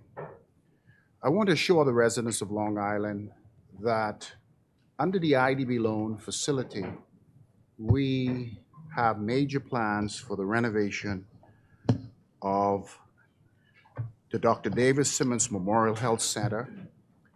But I also want to speak specifically to 3 contracts that I'm about to award in Long Island. One for the Sims Clinic, one for the doctor's residence, and another one for the Dr. David Sims Memorial Health Center. These 3 contracts were approved by way of cabinet, and we are about to issue these contracts so the residents of Long Island will know that my visit to Long Island will not be in vain, and those repairs are very much on the way. The member for Long Island also spoke about the challenges that we have with logistics and moving medications from New Providence to the Family Islands. We are working very diligently to resolve those issues. They are long-standing. They have to do with the mailboat services that are sometimes canceled. when important medications need to be shipped. And even though he said there's no medication, I beg to disagree. We may be having some challenges, not only with Long Island. I had a similar challenge the other day in Acklands, as well as in Inagua. And if weather stops a mail boat from going into the southern Bahamas, that sometimes can be a delay of a week, sometimes 2 weeks, or whatever the delays may be. We're trying to find ways how to get appropriate medications to our far-flung clinics by way of air transport. As far as what we are doing with our reconstructing of ground services throughout the Family Islands, under the IDB loan facility, I want the residents of Long Island to know that we intend to do emergency medical services on all of our Family Islands. And a few weeks ago, we graduated our first class of EMT technicians who are destined for the southern Bahamas and our Family Islands to improve ground transportation with connectivity with clinics. These things are happening. I'm about to do my second batch of EMT training. And of course, we would advertise in Long Island again because it's a Long Island and we have to be able to do a better job with ground transport. So the residents of Long Island could rest assured, as far as the Ministry of Health is concerned, we intend to live up to those obligations necessary to improve the quality of primary healthcare services in Long Island and by extension throughout the Commonwealth of the Bahamas. Thank you. Deputy, I just want to thank the member for Tall Pines for his intervention. Does my heart glad, Tall Pines, and I'm certain that my constituents were pleased to hear what you just said. And I do ask that when you are issuing the contracts or when those contracts are being awarded, that Long Islanders have an opportunity, Long Island contractors have an opportunity to get those contracts. Thank you. Thank you, Honorable Member. As many, the chair recognizes the Honorable Member for Marco City. Thank you very much, Mr. Deputy.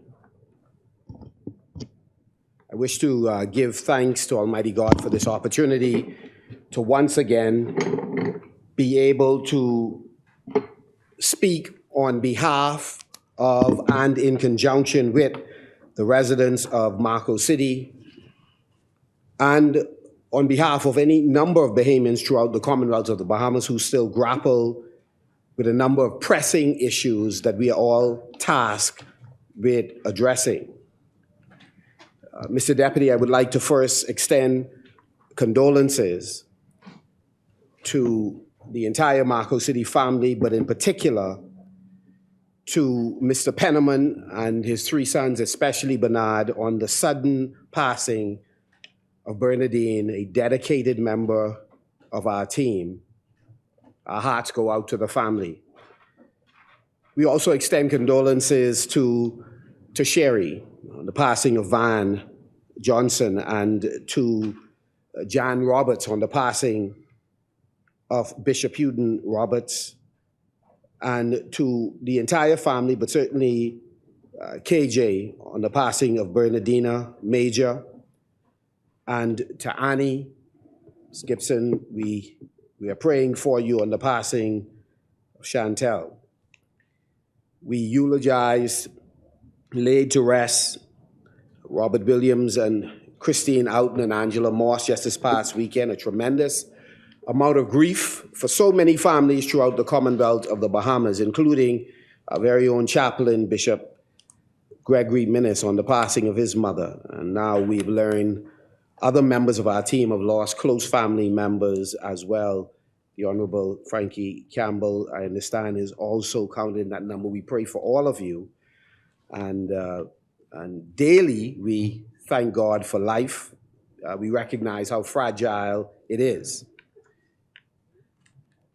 Mr. Deputy, because of the tremendous amount of grief so many Bahamian families go through, I've tried to organize my life in a way that I cherish life, I live it to the fullest, I do my best to fulfill the mission I believe that God has given me.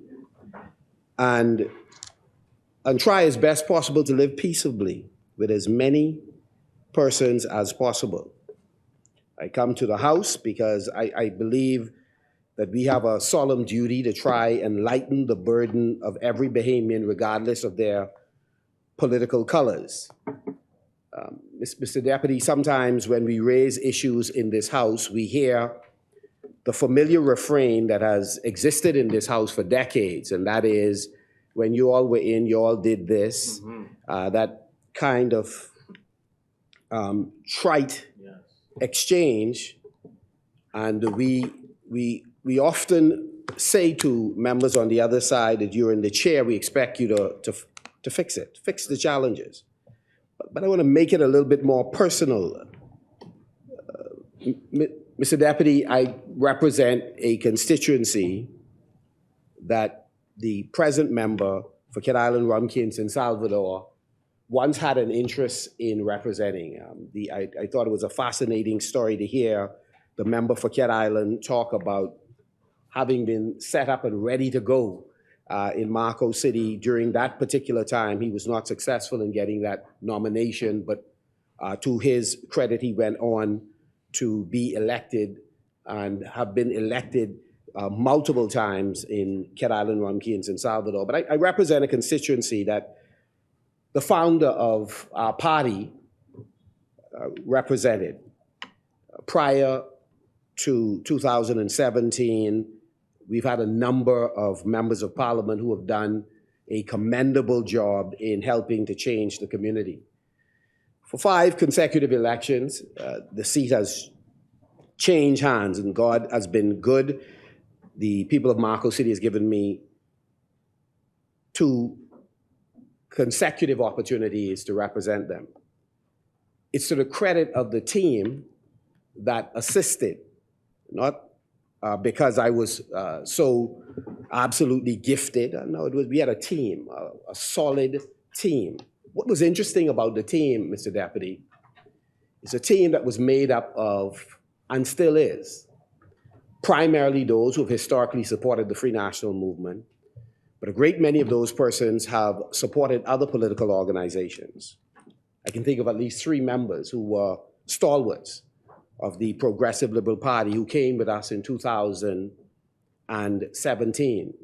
They were disillusioned for any number of reasons. We made the case to them that we would behave differently, and they supported us. In 2021, they stayed with us, as did a number of members of the Progressive Liberal Party who today do not identify themselves as F&Ms. They make it absolutely clear where they stand philosophically, but they voted for our team again.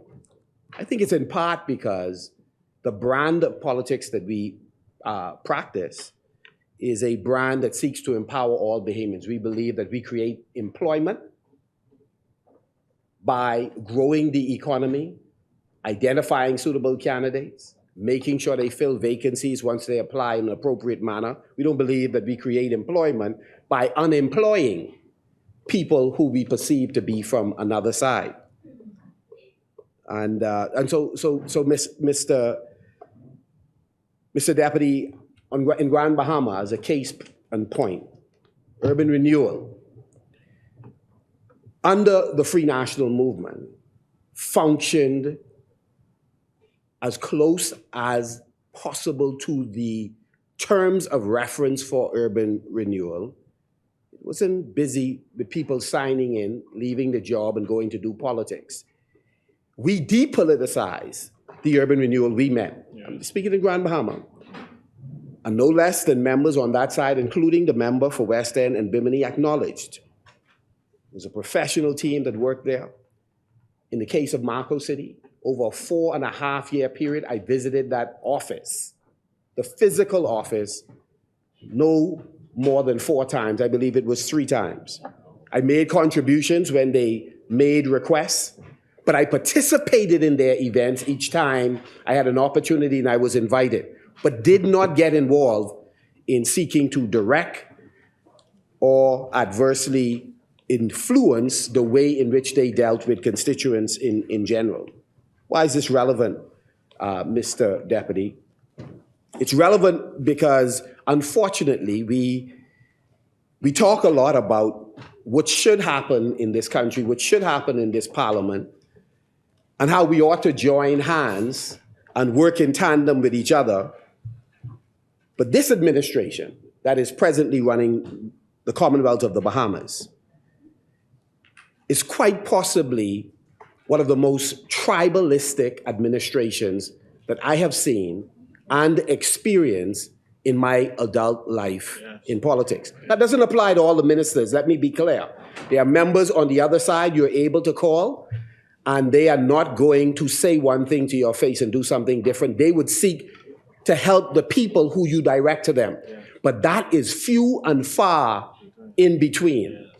There's one rule for this administration, and there is a different rule for the rest of the Bahamas. And that doesn't mean, and let me say to people who are observing and listening, that doesn't mean we don't intend, or I don't intend, to be civil, cordial, to engage in social events on occasion, because we can't keep up with the amount of social events the Progressive Liberal Party put on. But on occasion, because we believe that civility and being cordial and collegial is important in a modern democracy, lest we fall into a pattern of behavior where we are spewing venom and plotting on each other. And believe you me, Bahamians, lots of plotting going on. As we discuss the Law Reform and Revision Bill, I can't help but remind the Bahamian people, as I've said before, there is one rule for members of the Progressive Liberal Party and their friends and their allies, and there is a different rule for their political opponents and other Bahamians. Don't get distracted. Their focus when it comes to investigations by any means necessary, when they have persons in their crosshair who they wish to pursue and to prosecute. And sometimes the investigation is done within the context of ministries or other organs of the government or uniform branches that report to government. However, when members of their team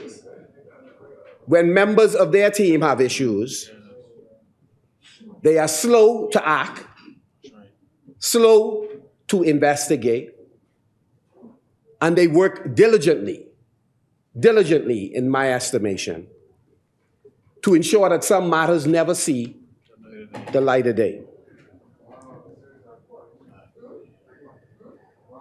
So today,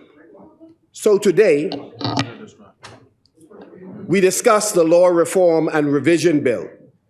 As my colleagues have indicated already, we support the bill. We support bills that come to the Parliament that improve the condition of the Bahamas and the Bahamians. Some bills help us to make significant, in some cases revolutionary changes and leap forward in our progress.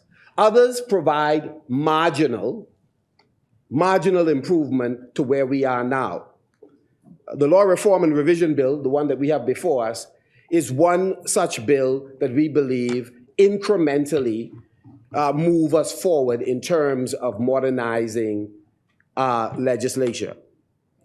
We've already litigated in this discussion that there are some useful elements in this bill. But I share the view that this is an administration steeped in overselling and under-delivering. They did it in Grand Bahama when it came to the sale of the hotel with much fanfare. They talked about dereliction of duty by the past administration and how they struck a better deal.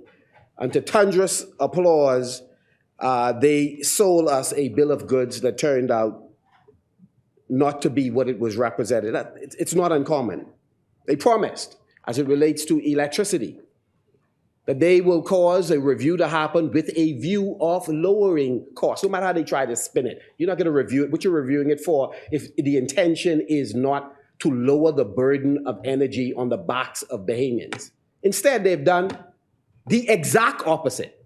They've caused a 35% and counting increase of electricity bills for struggling Bahamians, small businesses, and by the time they finish with their 13-month price hike, it'll be closer to 100%, quite possibly, for some businesses. And they did that because they're not good at taking advice, but they're even better at seeking to hide untruths that they spewed, no less than in this place on multiple occasions, and have no shame and continue to return and talk strong. You can't be wrong and strong. Mr. Deputy, there's one rule for this administration, and there's a different rule for everybody else. So we're facing issues today. Strong accusations against members of that administration in a variety of areas. Assault with a vehicle, assault with a knife, strong accusations. But the pace at which the police move to investigate to determine whether or not these are accurate is exceptionally slow. It is in our interest that if ever we're accused, it is in your interest to clarify it so that a cloud could be removed from over one's head.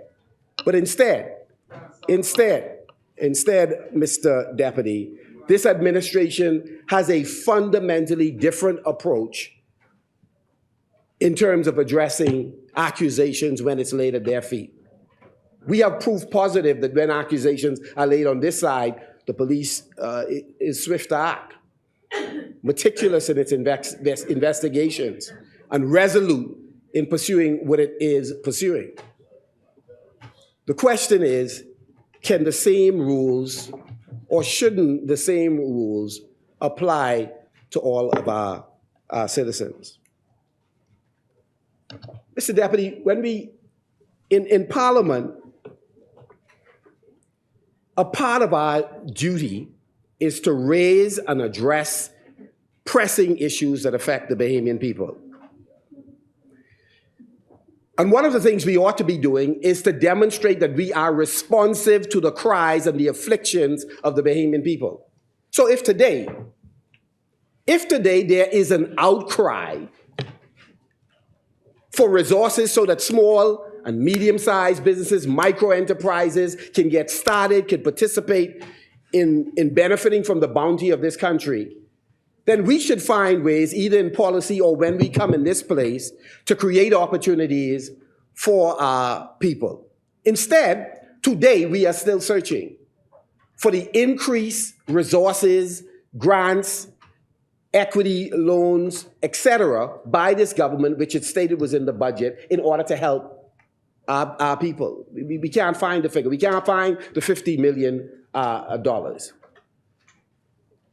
We should expect, given the carnage on our streets, the carnage in our homes, the bloodshed occasionally in our schools, we expect that when we, imagine this, against the backdrop of some of the most sensational crimes recently and accusation, we come in the House and mum's the word. We don't pivot. We don't pivot for an important, marginally important bill, because you can't stop doing the regular work of the country because there are crises or sensational happenings, no matter how tragic. You have to do them all. We work simultaneously. But at a minimum, you can pivot to address these issues. But it can't be that we return to the House after a series of 3 deaths in one day. Mum's the word. This is the place people are looking to us for some answers. When you listen to some members on the other side, you hear activists. That's fine. I'm an activist as well. Was arrested when the PLP was in, and I called for resignation of the then leader. Was arrested in Canada, again, protesting against racist police. Had a team of law enforcement escort us out of the administration center at Tuskegee when we took over the building because we did not agree with the position by the administration. We're activists, yes. But when you come in this house and you are on the government side, it is not about mere activism. It is about acting using the authority that you have and telling us, in light of these tragedies, this is what we intend to do. That's not what you hear. So you listen sometimes, and sometimes it sounds good. It's poetic, it's eloquent, but what it is not intentional in terms of pointing to what concrete actions this government is taking to protect from violence girls and women, to address what they forecasted they would do, to help Bahamian men and women pass on citizenship to their children. There's a whole slew of things. And so when you talk about law reform, to the point raised by the member for Centerville, for whom I have the greatest respect and admiration, the truth is, the cursory research that has been done thus far to find out when last was the report that is referenced in this bill, when last was the annual report on law revision laid in this House. Our research thus far took us to 2011, none. In the interim, none. Now, maybe when somebody reported, none. So as far as I know, neither administration laid it. So we are touting things that have been in the old legislation, in the new legislation. We should be coming in here to talk about all of the deficits that have historically existed. Here they are. This is what the administration has discovered by doing an audit of law reform. And I believe the people in law reform are not so much, they are not the issue. The issue is policymakers. Because I'm sure they recommended far more substantive things to the New Day government that should have been brought to this place to address the issues that affect Bahamian people. Because I guarantee you, that in this parliament, boy, if we could find a handful of ministers and parliamentarians who are interested in this, who believe this improves the lives of anyone in their constituency, I would be absolutely stunned. What are some of the other recommendations that you did not bring, that law reform has recommended? Because that's what the issue. That's where the sweet spot is in governance and seeking to change the lives of Bahamians, addressing all of those other issues. Like, how are we spending the hundreds and hundreds of millions of dollars that we come and approve here that Bahamians are concerned are being misused? As the members of the opposition, we have tried through the Public Accounts Committee to gain access to public servants who are duty-bound to explain how they are managing our funds. And the Prime Minister, whose duty it is to ensure that there are checks and balances in place to make sure that we manage our resources properly, has done everything possible to stop the Public Accounts Committee from operating. Consider this for a moment. While in opposition, like I say, it's one rule for the Progressive Liberal Party and there's a different rule for everybody else. When in opposition, the Prime Minister, along with others, petitioned the then Speaker of the House to make sure that they had access to records held by the Minister administration. The Speaker ruled. No, it wasn't immediately, but he ruled and gave access to. He did what had been done by previous speakers. In fact, the founding father of our country, Sir Lyndon, did not seek to block the young Hubert Alexander Ingram from accessing information through the Public Accounts Committee. Mr. Ingram had access. Mr. Ingram didn't seek to block the Honorable Perry Christie from gaining information. He permitted it. And so what is interesting today is the very Prime Minister that petitioned and got relief, righteous relief, is now doing everything possible to block the Public Accounts Committee from holding the government accountable. One rule for them, but a different rule for everybody else. And in fact, they've gone further. Even in the Public Financial Management Act, they have sought to gut the Public Accounts Committee.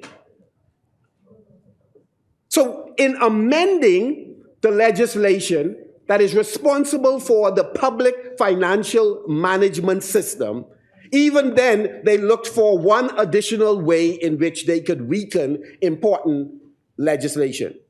There's a power grab. The power grab is to reduce the role of the governor general, the role of the speaker, and to blur the lines between separation of states. So we can't talk about a new infrastructure and ecosystem for the Parliament of the Bahamas and how we intend to empower the Parliament of the Bahamas, and at the same time, every opportunity we get to grab influence away from the House, we do so. Imagine the Attorney General. Sorry, let me amend that. The unelected Attorney General, who has no constituents that he's discharging duties for, sends a letter to block the work of the Public Accounts Committee. So the question is, yeah, but he gone. So the issue here is this,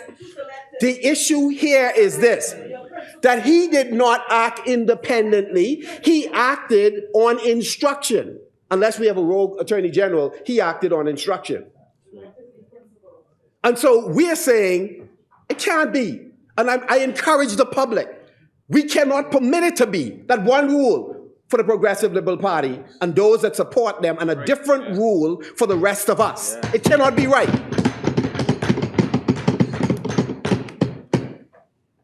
And so we say that if we're going to protect the credibility of government officials, of law enforcement agencies, and other gatekeepers, then the ways in which the rules are applied, those rules have to be even-handed. We've said before, matters that you are pursuing, it is in our collective interest that you litigate those. But as you litigate those because they relate to us, what about you? Why can't we get an answer on how many taxi plates were issued? And whether or not the amount that was issued is above the allowable level, which makes that additional amount illegal to have issued. What about inadequate and inaccurate answer, however? What about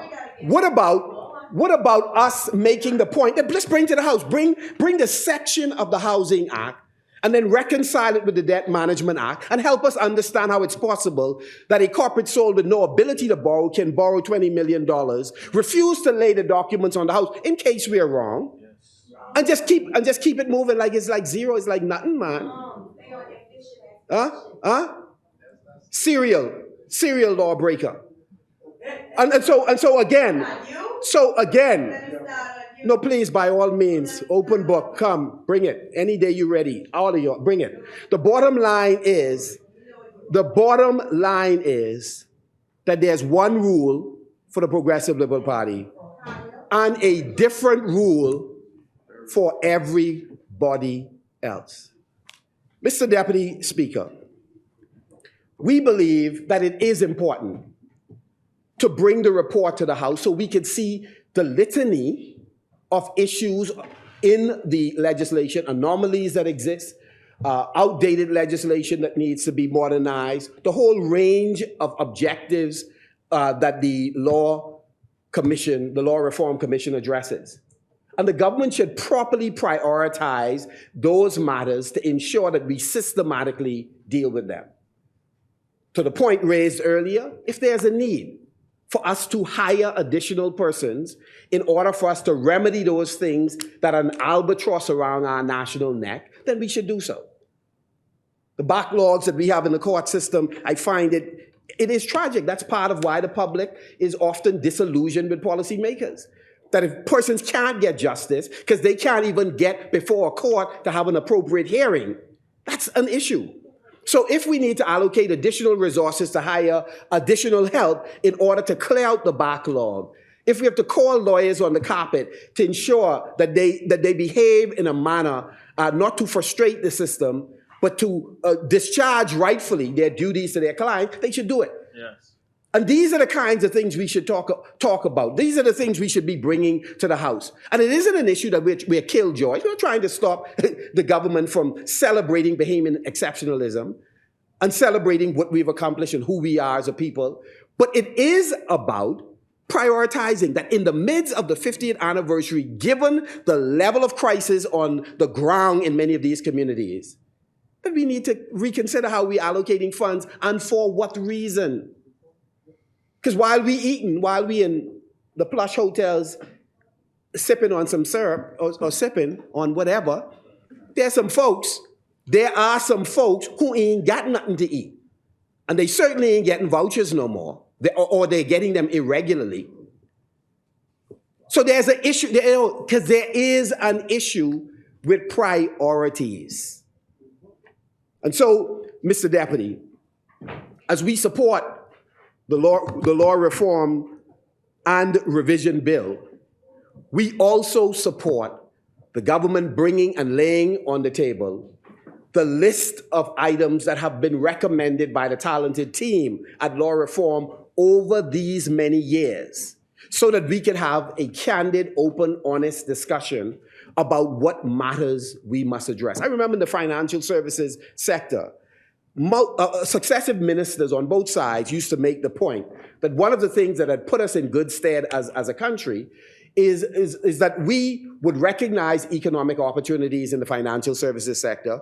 We would be quick to market with new financial instruments to attract investments in the Bahamas, and we would get out in front of the competition.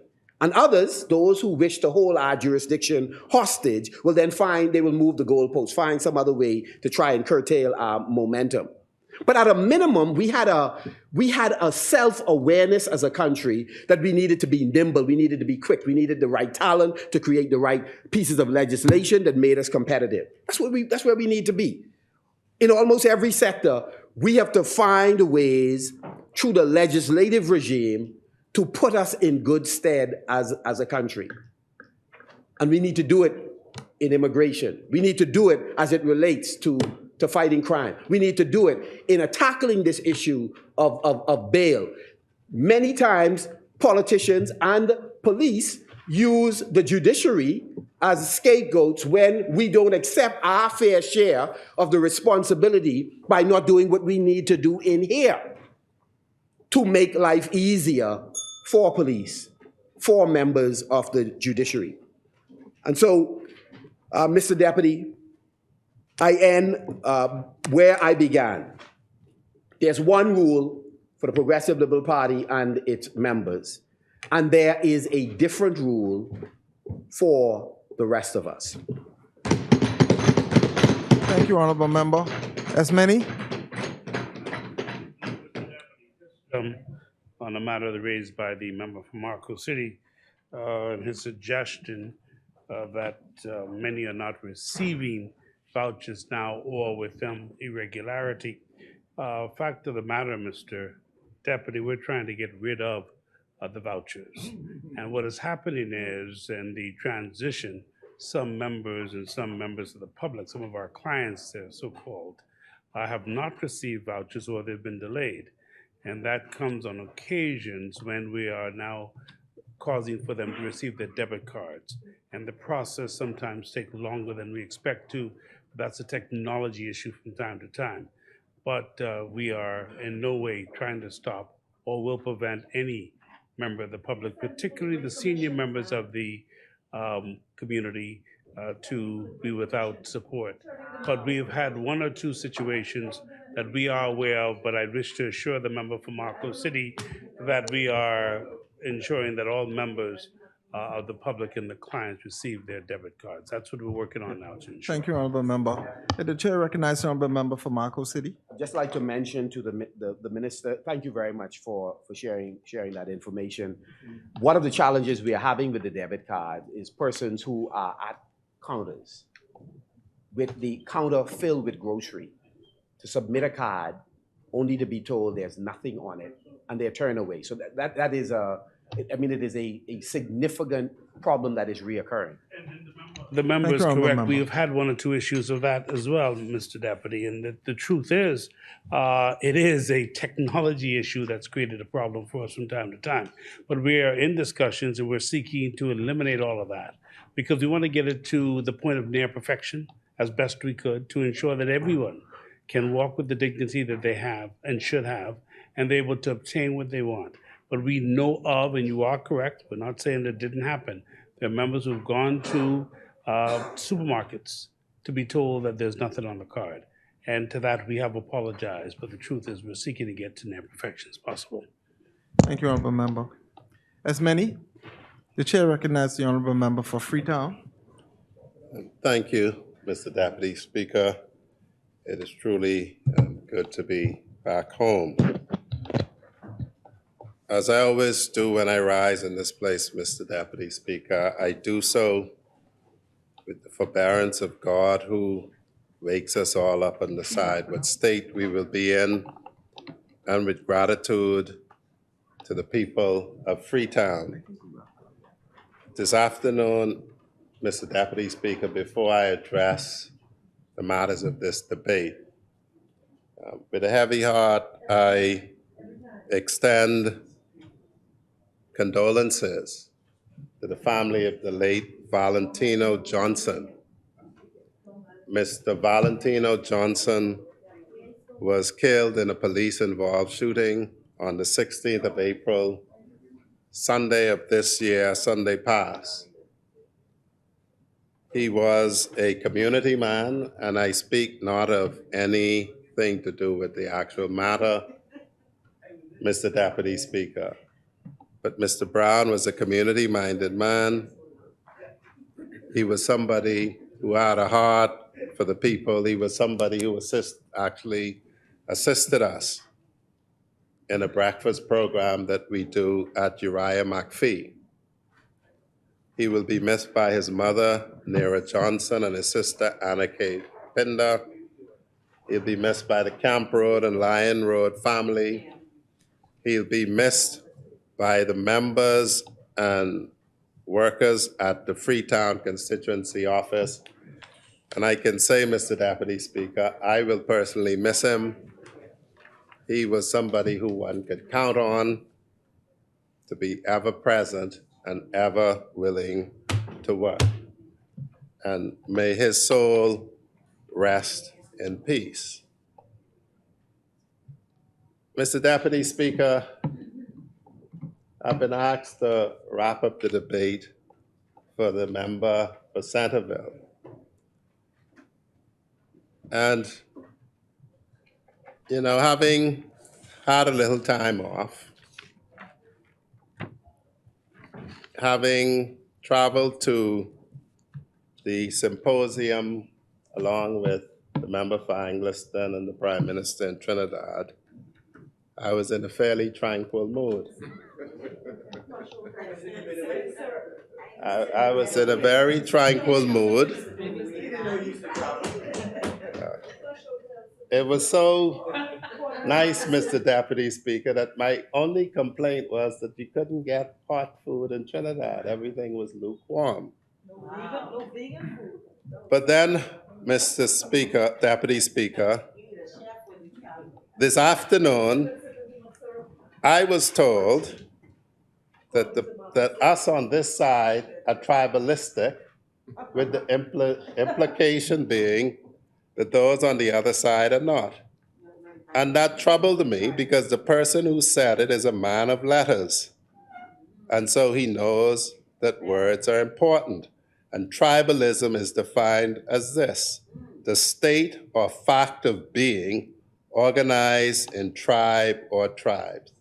So by definition, when the member for Marco City breaks up his comment in categorizing us and them, he is embarking on tribalism.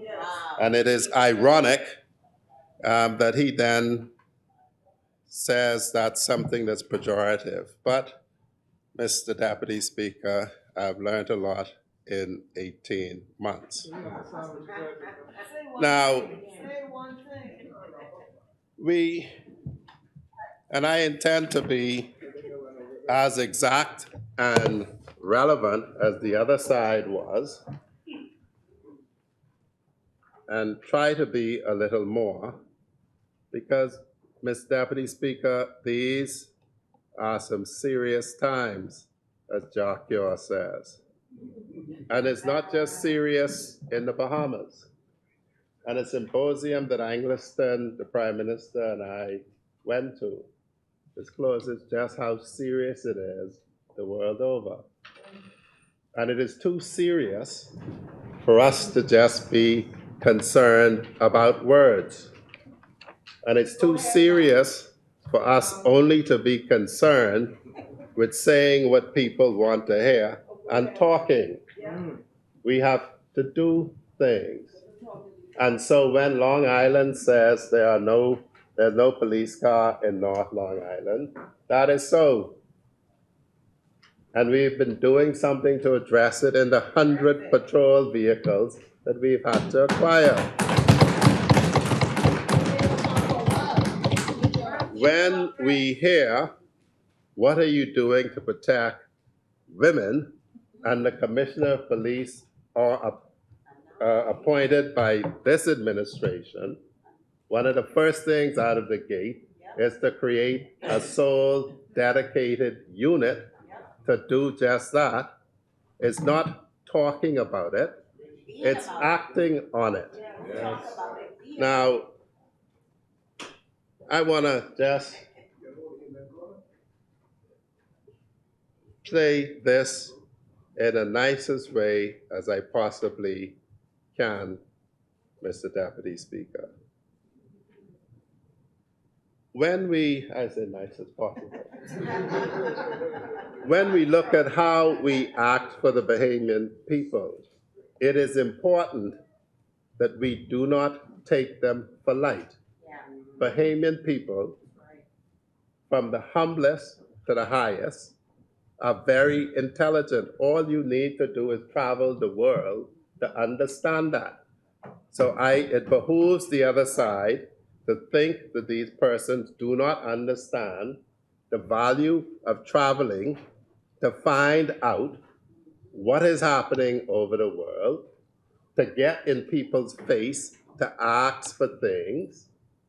Our Prime Minister got in the face of the Americans, and behold, the Secretary of the Navy came here to tell us how the Navy and the Marine Corps are making their bases, their ships, their operation more environmentally conscious and sensitive so they don't drown us. And so Bahamian people are sufficiently sensible to know who is talking and who is acting.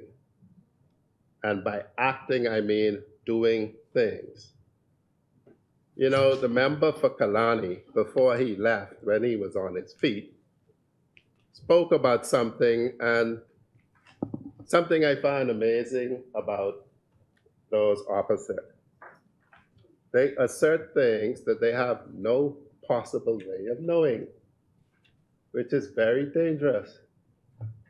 Marco City asserted something about the Law Reform Commission, suggesting that they have created a report and submitted to ministers for the last couple decades, and nobody's bothered to lay it in Parliament.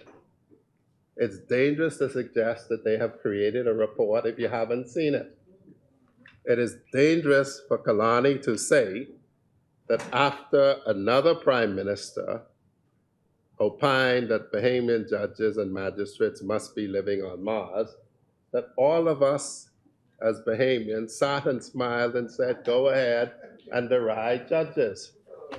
Well, for everyone's edification, Mr. Deputy Speaker, at the symposium, Justice Jacob Witt of the Caribbean Court of Justice, this is ascribed to him. He spoke about just what Prime Minister Gonzalez has said. And he went much further. And I think this bears consideration because it leads into the Law Reform and Revision Bill. And he's reported in the Trinidadian Daily, the Newsday, under a byline of Sean Douglas. The headline is CCJ Judge, Criminal Justice System Needs Complete Overhaul. And I would share this, Mr. Deputy Speaker, and I would have to print it to lay it, because I adopt this is what he said as a matter of fact at the symposium. it's accurately reported. He says the Caribbean Court of Justice Judge Justice Jacob Witt said on Tuesday that rape victims should not be made to wait 14 years for justice, as he urged a complete overhaul of the criminal justice system.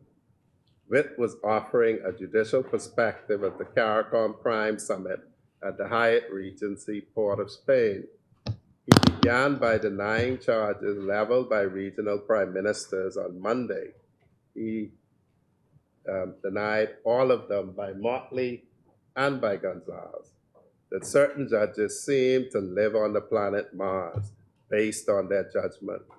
As he retorted, the highest appellate judges of some Caribbean countries live in the UK. Witt said the CCJ will protect people's human rights despite critics arguing it would not. He said a British academic visiting Guyana this week said people's rights were better protected at the CCJ than at the Privy Council. Witt said constitutions of many countries in the region, excluding Trinidad and Tobago, mandated the trials must be fair for all parties concerned. The trial should be fair for all, defendant, victims, witnesses, and society as a whole. The case shall be afforded a fair hearing and not only the victim. Witt considered the injustice to a young rape victim awaiting justice for years. There are many stories. There are sexual offenses where a girl of 16 is raped. Then it takes 16 or 14 years before the case is tried. What kind of justice is that? In that period, the girl would have grown into a 30-plus-year-old woman and moved on with her life. Now she is married. She may have children. She may have never told her husband about what happened to her when she was 16. And now you have to appear before the court and tell it all over again. So it is no wonder that witnesses are not happy to do that. That means evidence evaporates and therefore a guilty person might be free. Witt also lamented the plight of witnesses summoned to court. They come, they wait for hours, they are sent back, come again next month, etc., etc. That is not fair to the witnesses. Witt said trials must be fair to society. Take TT. Unfortunately, there's a low detection rate. Of all these murders, it is lower than 20%. Now, if I may stick a pin there, Mr. Deputy Speaker, for all of the talk about what is happening on crime, the detection rate in Trinidad and Tobago is 20% compared to 70+% in the Commonwealth of the Bahamas. So let us not try to fool the Bahamian people. Further, out of those few detected murders, there was an acquittal rate of 60 to 70%, equating to a conviction rate as low as 30%. This is not the way to run a criminal justice system. He said this system must be fair, be seen to be fair, and protect the rights of all. The system needed, quote, a thorough overhaul, not a piecemeal one. And I'll come back to that when we look at how law reform is designed to work. Witt also lamented the case of a murder accused awaiting trial in jail for 10 years.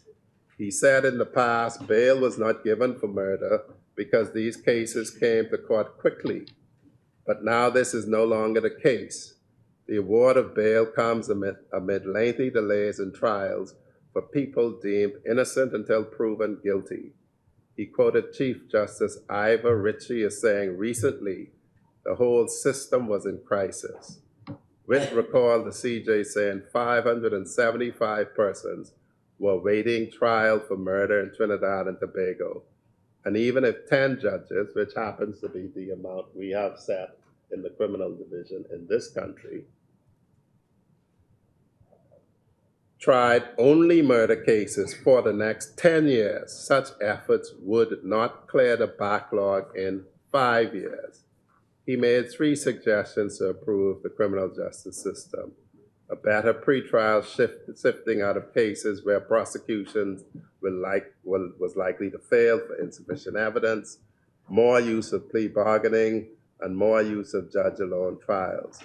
Which said the CCJ Academy will host a conference on criminal justice reform in Barbados, sadly not in the Bahamas. So if we want to participate, somebody will have to travel in October with a wide range of participants to offer proactive thoughts towards a critical look at the system.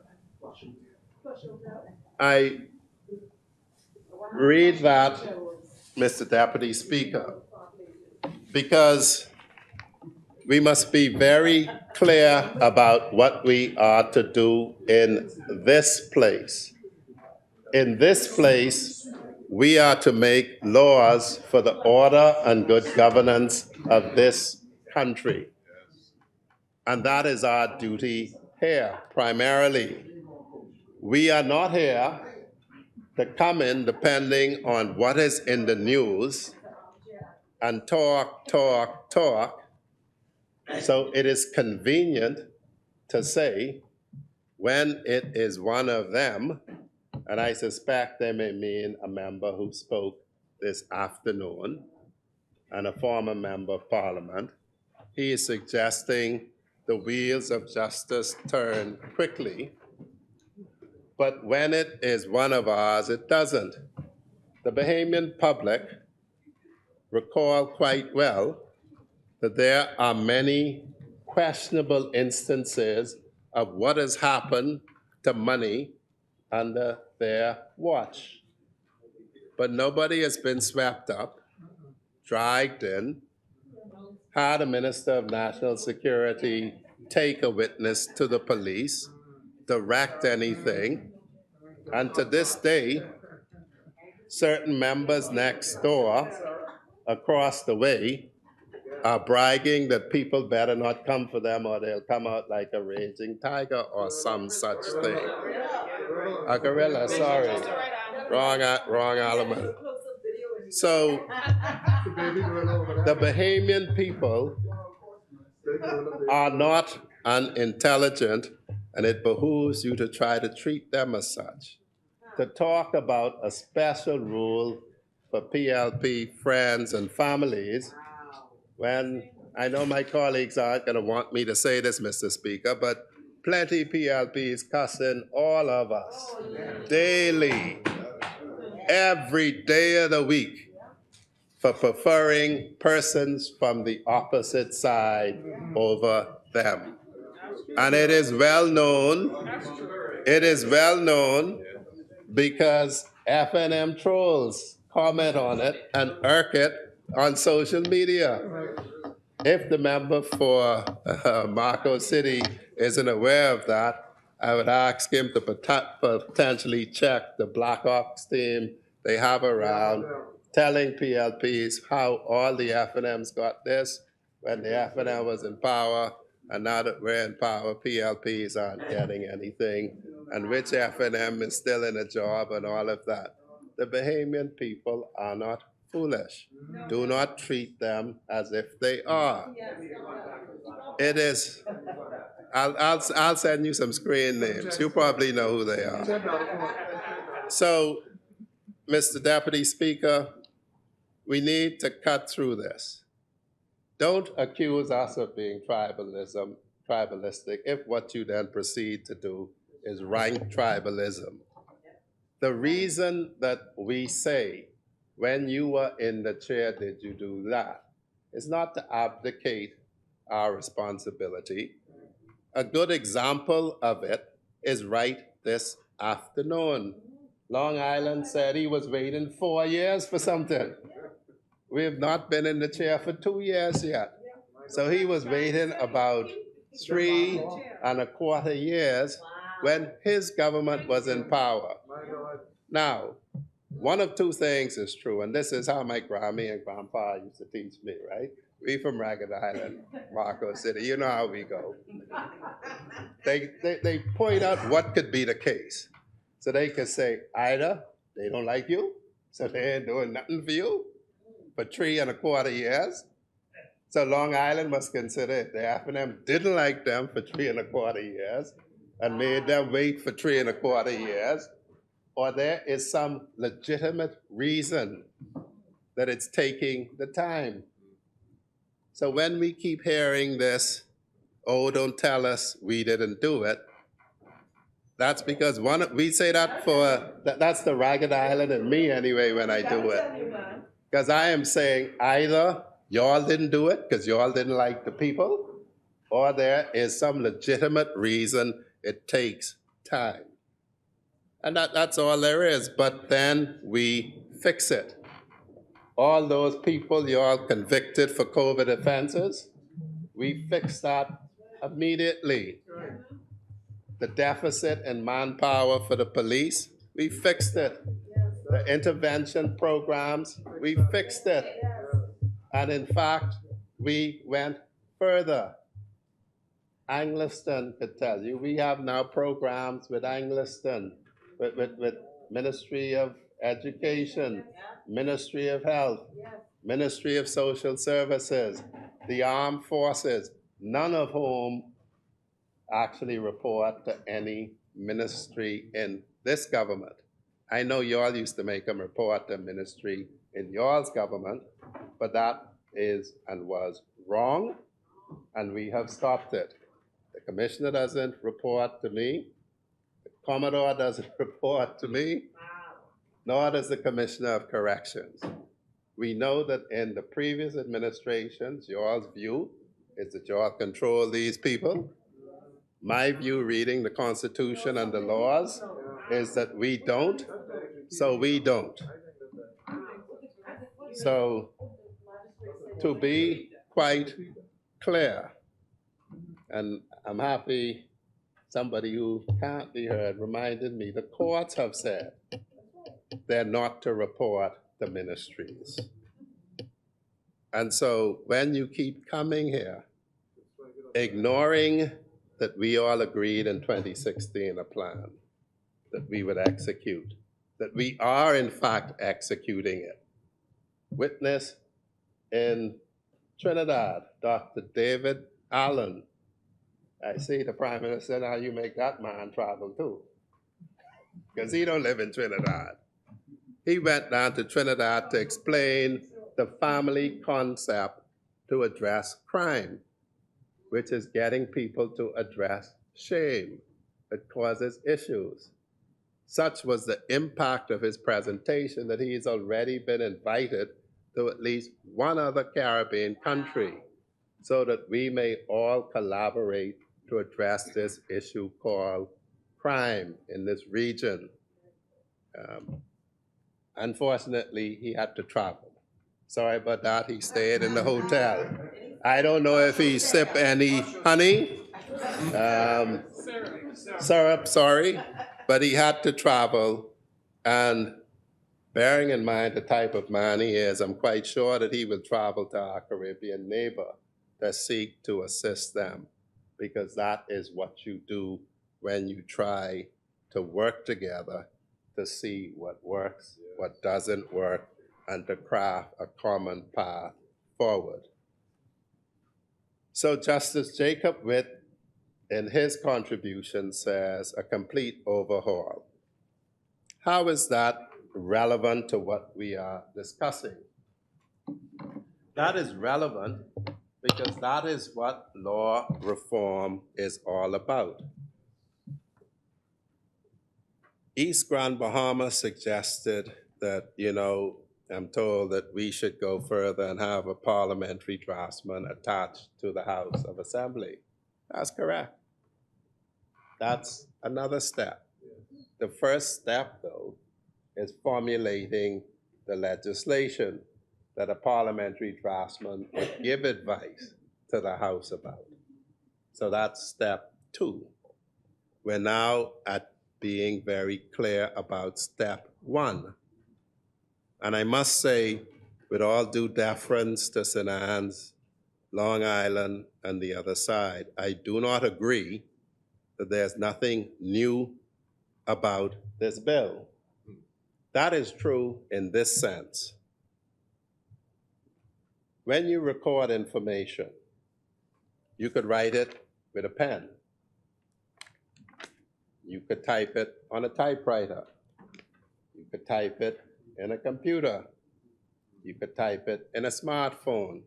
All of those accomplish the exact same result. You have memorialized what you chose to write down. But to suggest that writing it with a pen, typing it with a typewriter, typing it with a computer, and dictating it to your phone that types it is all the same thing would, I think, be oversimplifying the matter. There are advances made, and I'm happy that you all aren't opposing this. So you accept that they must be made, but you just say law reform and revision bill, but not now. That's a, you say, out of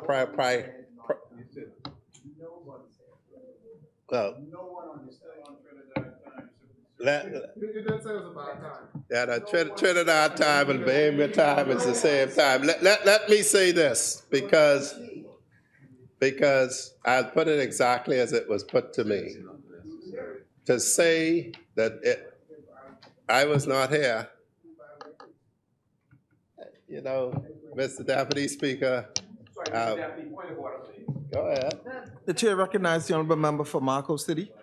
Mr. Deputy, no one on this side indicated that not now. We've all said that we support this bill. We just want that to stay on the record. So whatever linguistic gymnastics he does next, he should not misquote us. That's the bottom line. Thank you, honorable member.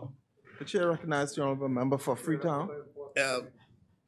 Mr. Deputy Speaker, I'm sufficiently chastened by somebody who can honestly say that I wasn't here, so I can't speak of personal knowledge. And I would just trust that in future they take the same position, that when they're not there to witness something, that they don't speak about it as if they were. I'm sufficiently chastened, and I will restrict myself to what I heard Marco City say, which is when you say there's many more things we could have been talking about at this moment instead of this, I take that to mean you could deal with this after you deal with all these other things. And that's how I take it. If he didn't mean it like that, he probably didn't intend. The chair recognizes the honorable member for Marco City. Mr. Deputy, I said explicitly, sorry, to borrow from your profession, to be pellucidly clear. Okay? The point was made that we could work on parallel tracks simultaneously, addressing this and the more weighty issues. So just to make that clear for you. Mr. Deputy Speaker, I'm quite sure that the member for West End and Bimini has heard that the side opposite is suggesting that we can debate 3 and 4 bills on the same day, at the same time, and the record will show that, and we hope that they will not object when we seek to do that very shortly.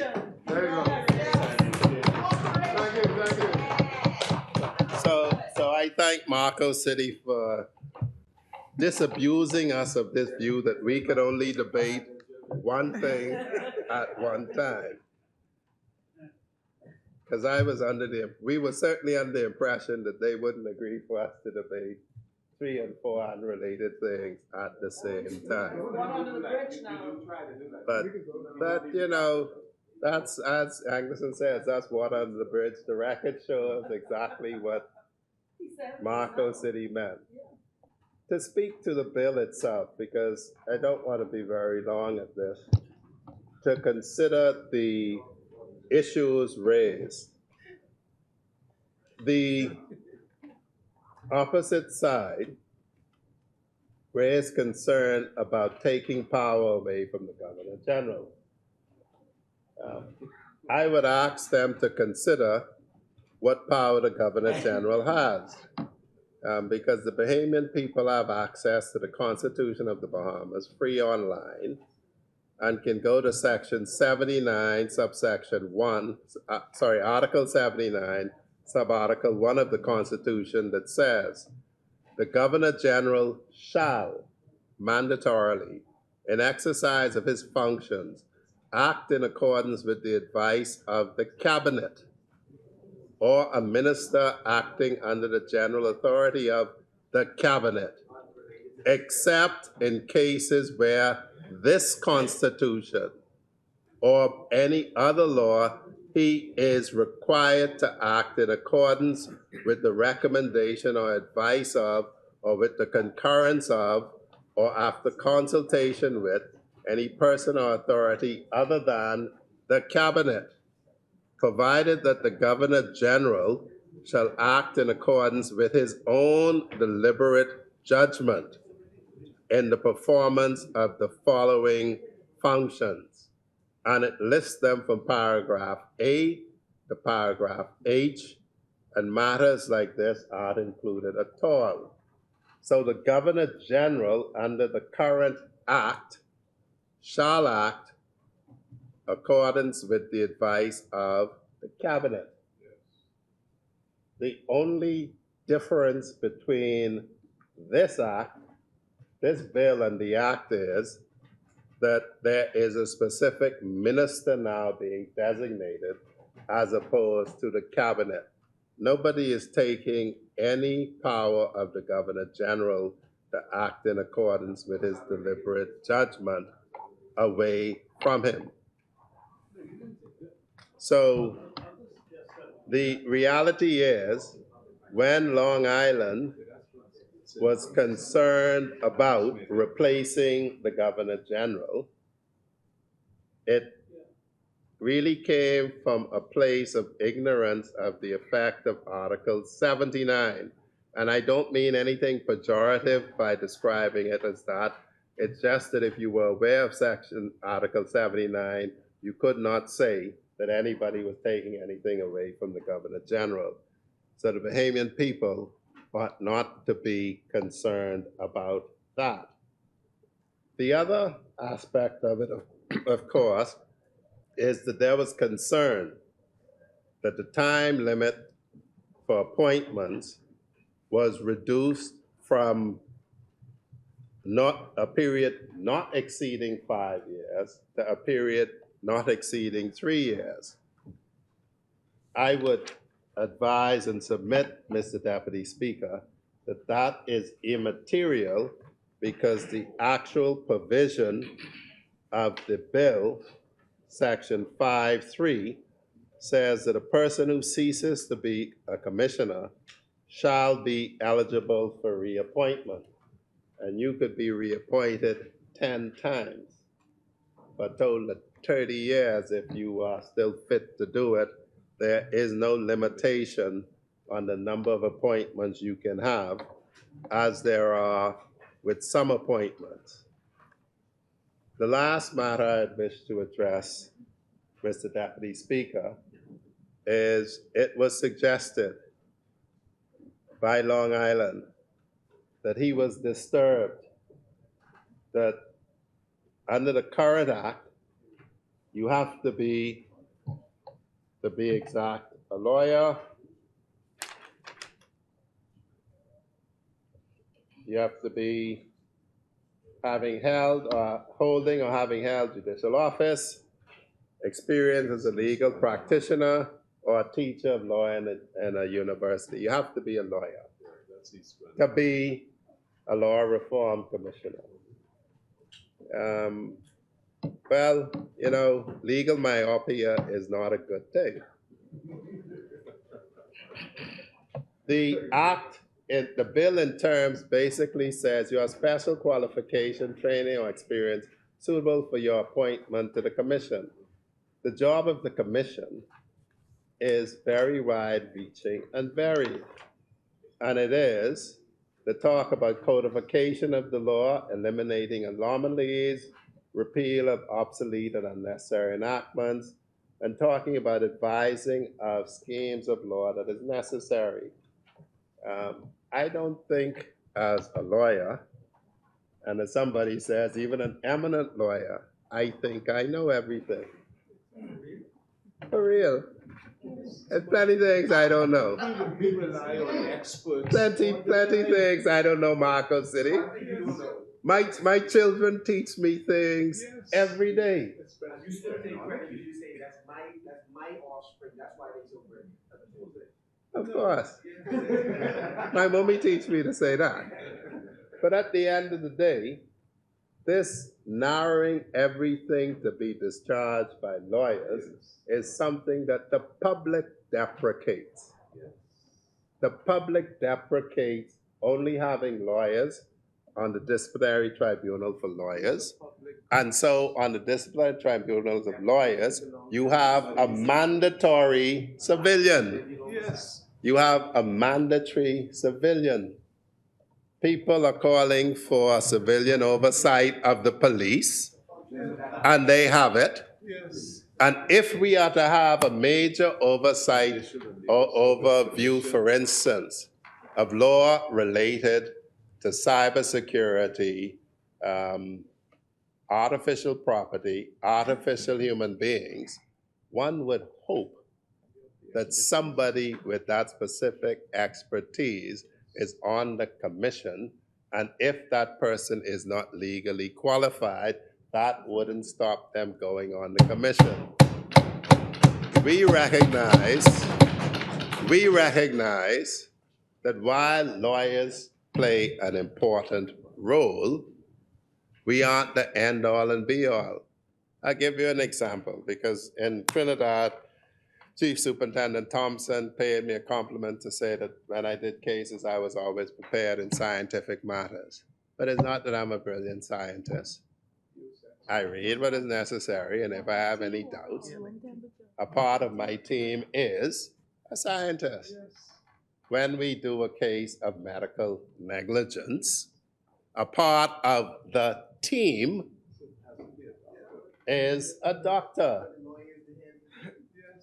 The difficulty that East Grand Bahama has, and you know, my brother, you're a lawyer, and I'm a lawyer, and I'm a lawyer who's been a lawyer far longer than you, but I'm not so stuck on being a lawyer. I have no problems.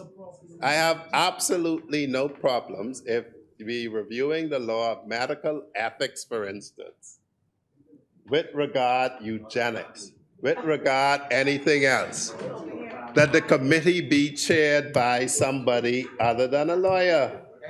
Now, on this side, what we are saying to the general Bahamian public is when we look at laws, complex laws, touching anything, we accept that people other than lawyers have a part to play. For instance, Mr. Deputy Speaker, this place is about making laws. Is anyone suggesting that you have to be a lawyer to be a member of parliament?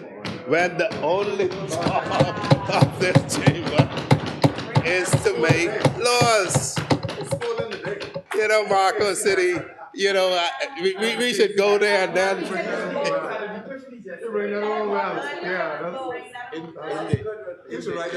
Thank you, Honorable Member. The chair recognizes the Honorable Member for East Grand Bahama. Member for Freetown it is not that I, as the Member of Parliament for East Grand Bahama, has any particular reference to me being an attorney. So I'm not looking at it through those eyes. And the way how I referenced it in my presentation was that other jurisdictions, and I read off the names of the other jurisdictions, they spoke to this as a requirement.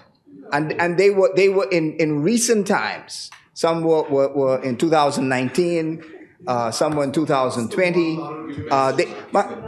Take it easy, Yamacroft. Let me just articulate what I'm doing. Let me. Be honest. I'm not walking anything back.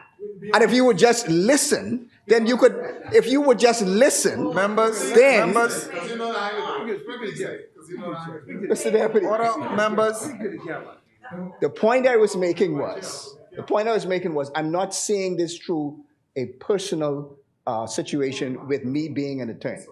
But what I am saying is, and I referenced this in my presentation, that there were other jurisdictions that I pointed to, in the UK, in Hong Kong, in Barbados, in Mauritius, where they gave specific requirements not just from being a lawyer, but they gave specific requirements of being a lawyer, also being a retired judge, and also being a law professor.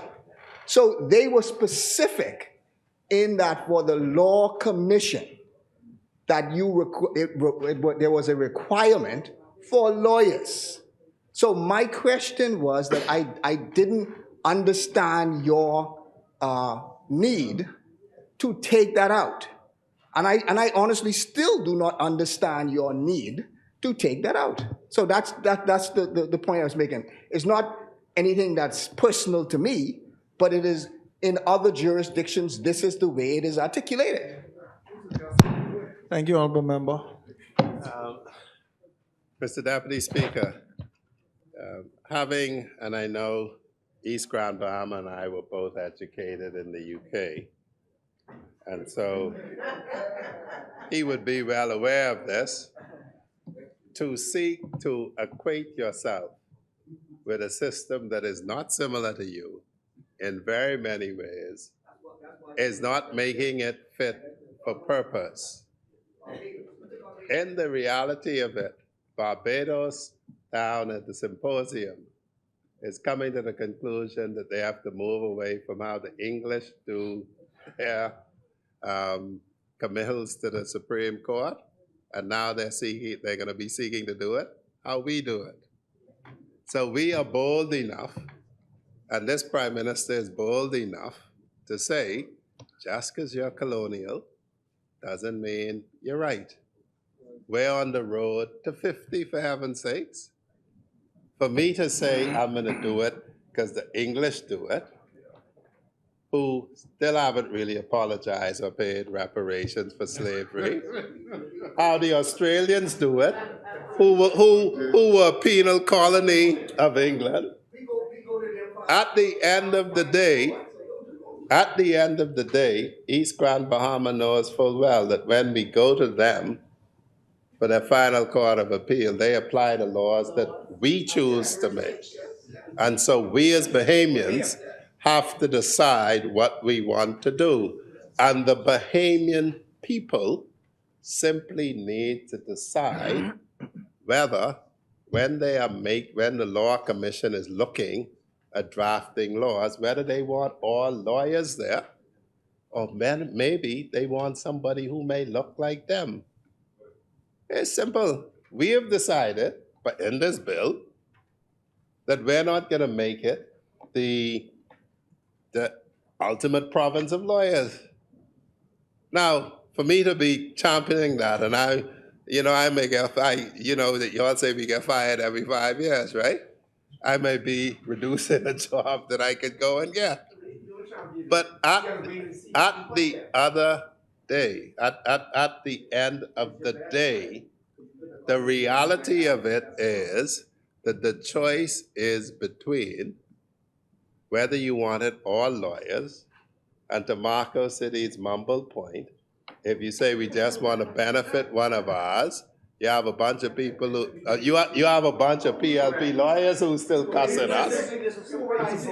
So at the end of the day, the question fundamentally is this, and Marco City should understand it's a matter of principle, because the crass point that is seeking to be made is really insulting. And I'm really nice. I still have a bit of the Caribbean in me. I'm really nice. Because usually, if you say those things about me, I wouldn't be nice to you. Because you're suggesting I'm corrupt. And anybody who suggests that I'm corrupt, they know what they could go and do with themselves. But at the end of the day, if it is simply giving a job to one of the boys, retaining the requirement of that boy to be a lawyer wouldn't defeat the ability for you to give a job to one of your boys. So let's forget your crass point of saying it's to give somebody a job, because if we kept it as only a lawyer, you could give the lawyer you chose the job. It's a matter of principle. We have decided to involve people other than lawyers in the framing of laws. And that must be a good thing. Nobody should be complaining about that. So we'll see who is appointed, but as a matter of principle on this bill, we have decided in this bill to extend the ability of participation in framing laws for the order and good governance of the Commonwealth of the Bahamas on this road to 50 to be inclusive for any Bahamian to be able to appreciate, to be able to participate. For myself, as a lawyer, even as an English-trained lawyer, even as a lawyer who they talk about still wearing long wigs, that is something that I support. The people themselves should be involved in framing their own laws, and if it is an area that we're considering that requires their special skills, there is no reason under the sun that the legal qualification should be necessary for 1 out of 3. So I would say, Mr. Deputy Speaker, that Freetown supports this bill and supports it expressly in the terms in which it is drawn. And for all that has been said about why aren't we doing more, it really amounts to why aren't we coming in here talking back and forth across these aisles more? We're certainly concerned with doing more. We look anxiously to serious reform and to the question of why aren't parliamentarians listed in section 6, subsection 2. Parliamentarians themselves get a job higher than giving recommendations. As we get to the committee stage, parliamentarians have a position greater than the Attorney General, unless he is in this place, greater than the public official, greater than the holder of judicial office, greater than attorneys at law, greater than members of the general public. Parliamentarians have the ability to come here and move amendments to accomplish what they want to see accomplished. Parliamentarians under the rules of this House have the ability to bring private members' bills. So parliamentarians have a right that need not be narrowed by including them in the section 6.2 persons for consultation. Whether you're consulted or not, once the bill comes to this place, you have the ability to say what you want to say and frame it to get it moved. Something a member of the public cannot do. Something all of the other people listed in section 6.2 cannot do. And so, Mr. Deputy Speaker, with that, Freetown supports it. Thank you, Honorable Member.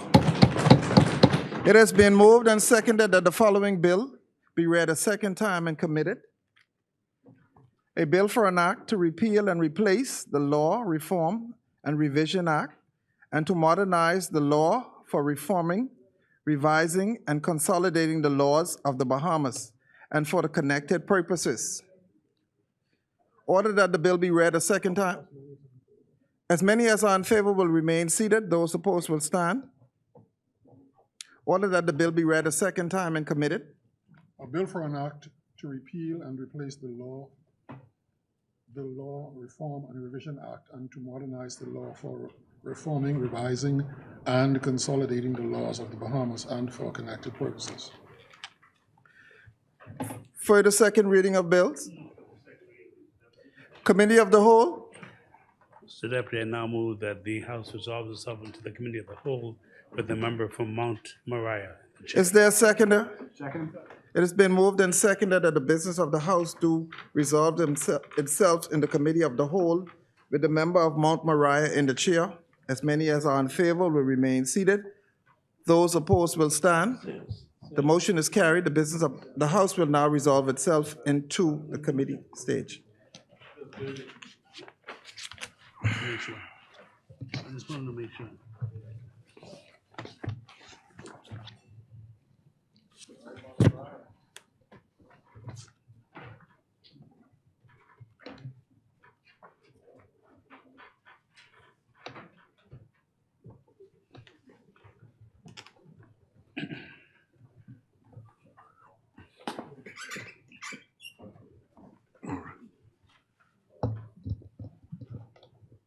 The Committee of the Whole. Mr. Chairman, I now move that the long title of the Law Reform and Revision Bill 2022 be agreed. Is there a seconder?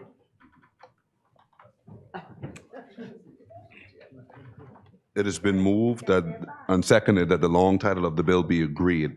As many as are in favor will remain seated. Those who are opposed will stand. The long title is agreed. Mr. Deputy, I now move that the short title of the bill be agreed. Is there a seconder?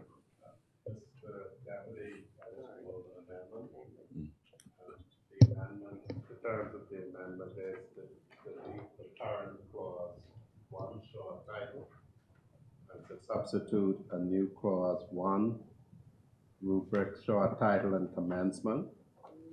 Sub clause 1, this act may be cited as the Law Reform and Revision Act 2023.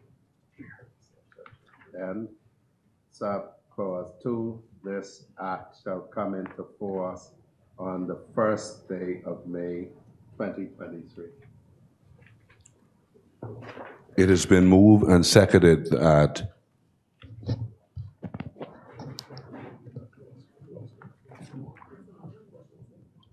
Clause 1B be amended as read. As many? In favor? Remain seated. Those opposed will stand.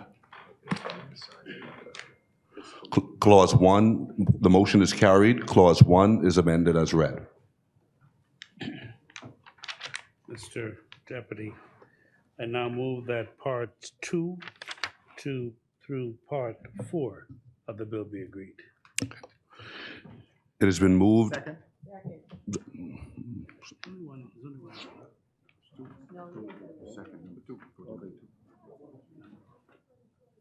Clause.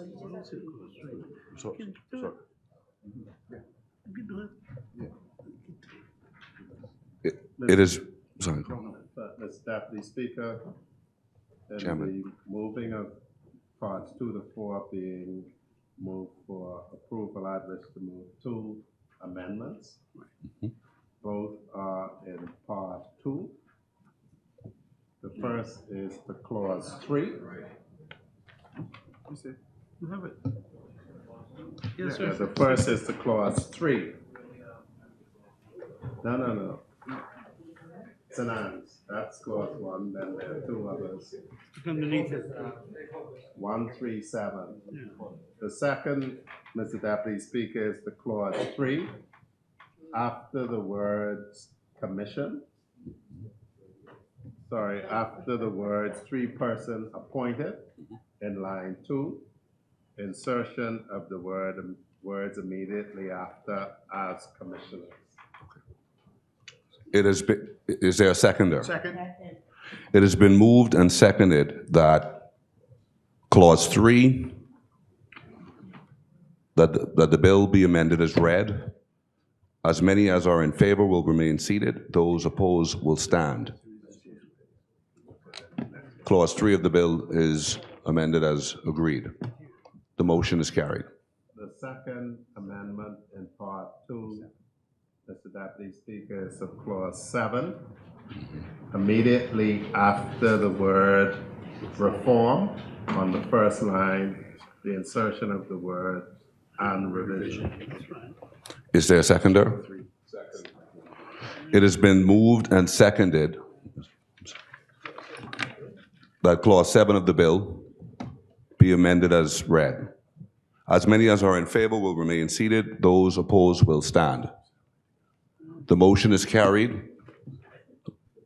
Clause 7 of the bill is agreed, amended as read. Mr. Chair, I now move that the bill in its entirety be agreed. Second.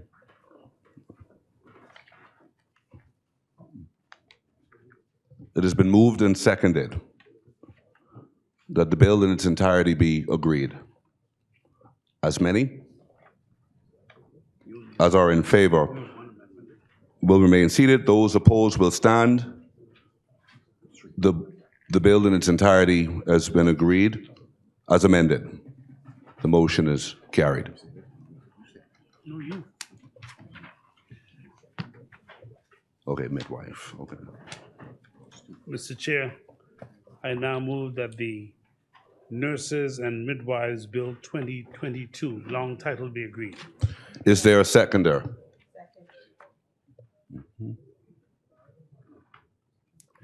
It is, it has been moved and seconded that the long title of the bill be agreed. As many as are in favor will remain seated. Those opposed will stand. The motion is carried. The long title of the bill is agreed. Mr. Chair, I now move that the short title of the bill be agreed. It has been moved and seconded that the short title of the bill be agreed. As many as are in favor will remain seated. Those opposed will stand. The motion is carried. The short title is agreed. Mr. Chair, I now move that Part 1 of the bill be agreed. It has been moved and seconded that Part 1 of the bill be agreed. As many as are in favor will remain seated. Those opposed will stand. The motion is carried. Part 1 of the bill is agreed. Mr. Chair, I now move that Part 2 of the bill be agreed. Is there a seconder? Okay. It has been moved and seconded that Part 2 of the bill be. Chairman. Chairman. No, there is. It's actually in Part 1. It's Part 1, number 2. Remember, we'll now move for the amendment. Thank you so much. Yes. Mr. Chair, I move that 1, delete the word bachelor in the definition of postgraduate specialty study nurse, and 2, delete the word postgraduate in the definition of postgraduate specialty nurse and substitute the word graduate. Is there a seconder? It has been moved and seconded that the bill be amended, to be agreed as amended. As many as are in favor will remain seated. Those opposed will stand. The clause is agreed as amended. The motion is carried. Mr. Chair, I now move that Parts 2 to Part 9 of the bill be agreed. Is there a seconder? Right. It has been moved and seconded that Part 2 of the bill, Part 2 through 9 of the bill be agreed. As many as are in favor will remain seated. Those opposed will stand. The motion, as many, my apologies. Yes. My apologies. Mr. Chair, I move that in section 68, delete the clause 68 and delete the clause 69. Right. Turn it here for me. During the actual debate, clause 68 was brought to our attention by the member for Central Grand Bahama, and 69 was brought to our attention by the member for Kalani. We went to the Nurses Council, and they have agreed that they are satisfied that those two clauses could be removed. They were repetitive. They were repetitive, and they were reflective in the old legislation that was not necessary to take over into this piece of legislation. Thank you. But we do take those to your side to make the recommendation.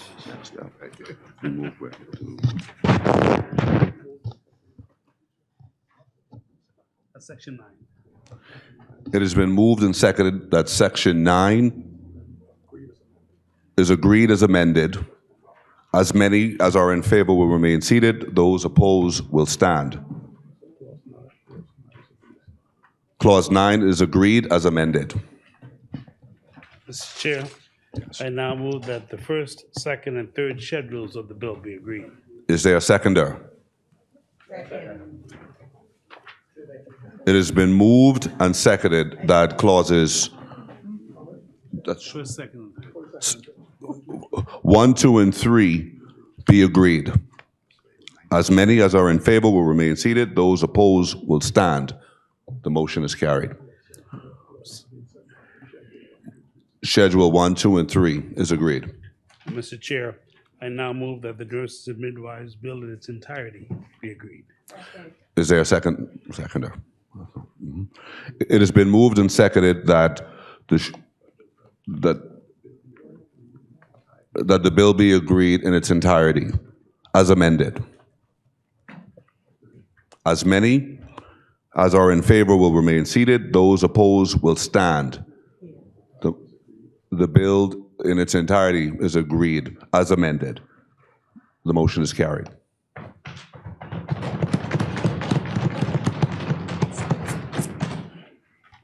Mr. Chair, I now move that the Speaker or the Deputy Speaker do now take the chair. Is there a seconder? It has been moved and seconded that the Deputy Speaker do now take the chair. As many are in favor will remain seated. Those opposed will stand.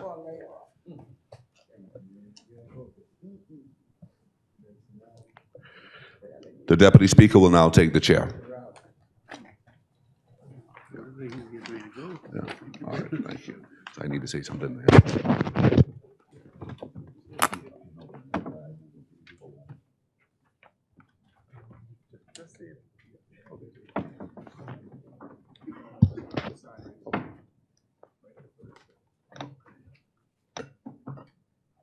Mr. Deputy Speaker, I beg leave to report that the committee has examined the bill, having made amendments thereto.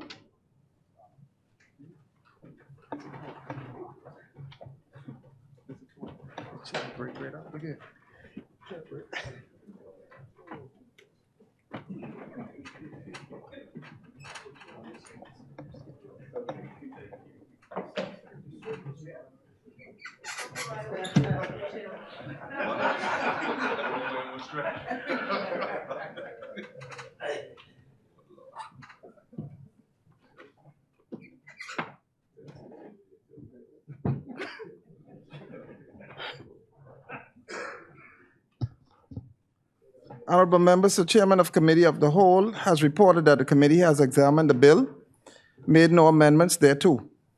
Third reading and having made amendments thereto. Third reading and passing of bills. Mr. Deputy, I now move for the third reading and passing of the Law Reform and Revision Bill 2022. Second.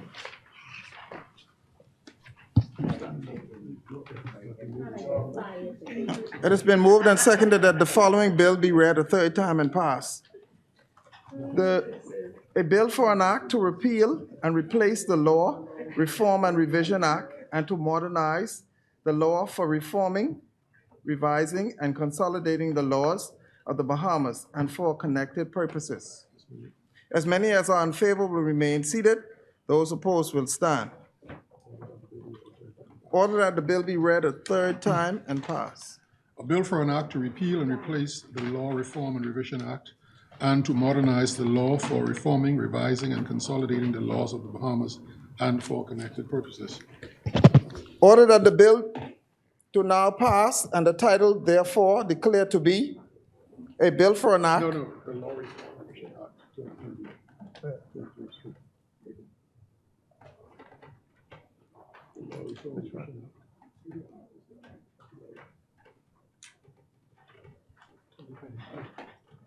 The Law, Reform and Revision Act 2023.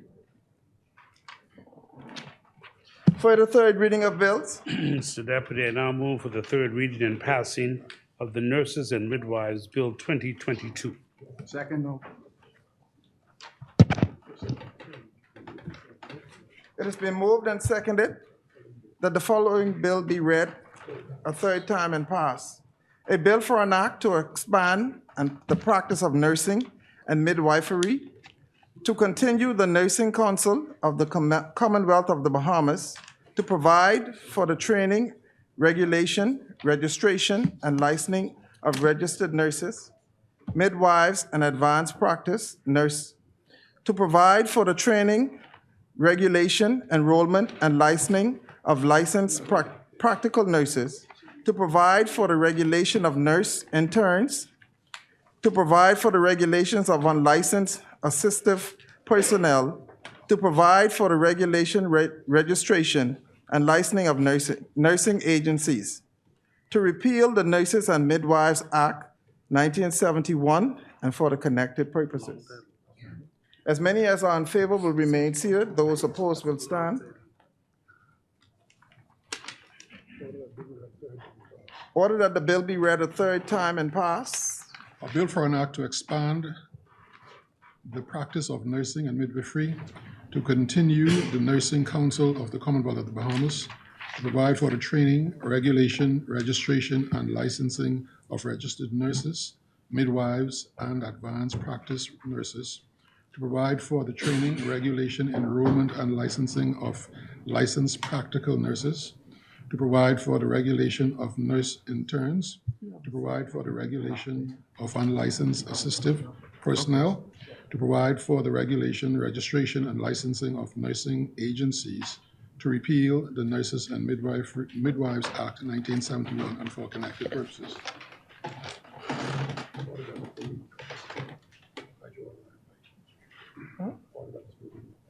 Order that this bill do now pass, and the title therefore declared to be Nurses and Midwives Act 2023. For the third reading of bills.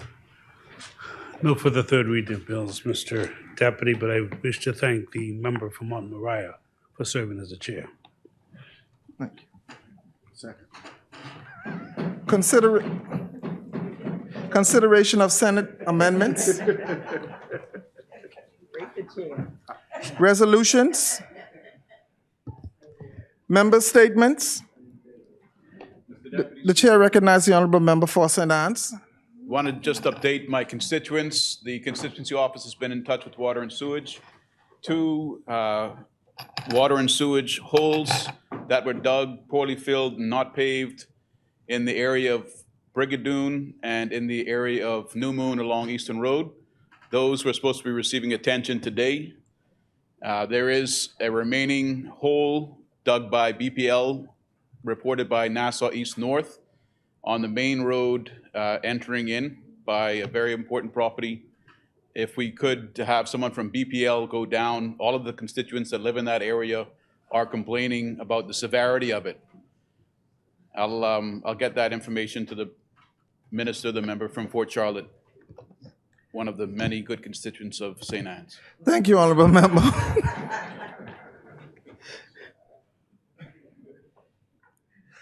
Appointment of select committees. Instructions of select committees. Discharge of select committees.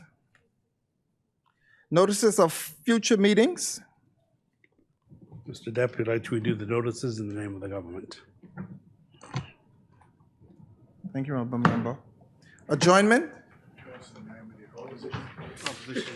We renew all notices in the name of the opposition. Mr. Deputy Speaker, I was still thinking of my constituent. Ain't nothing wrong with that.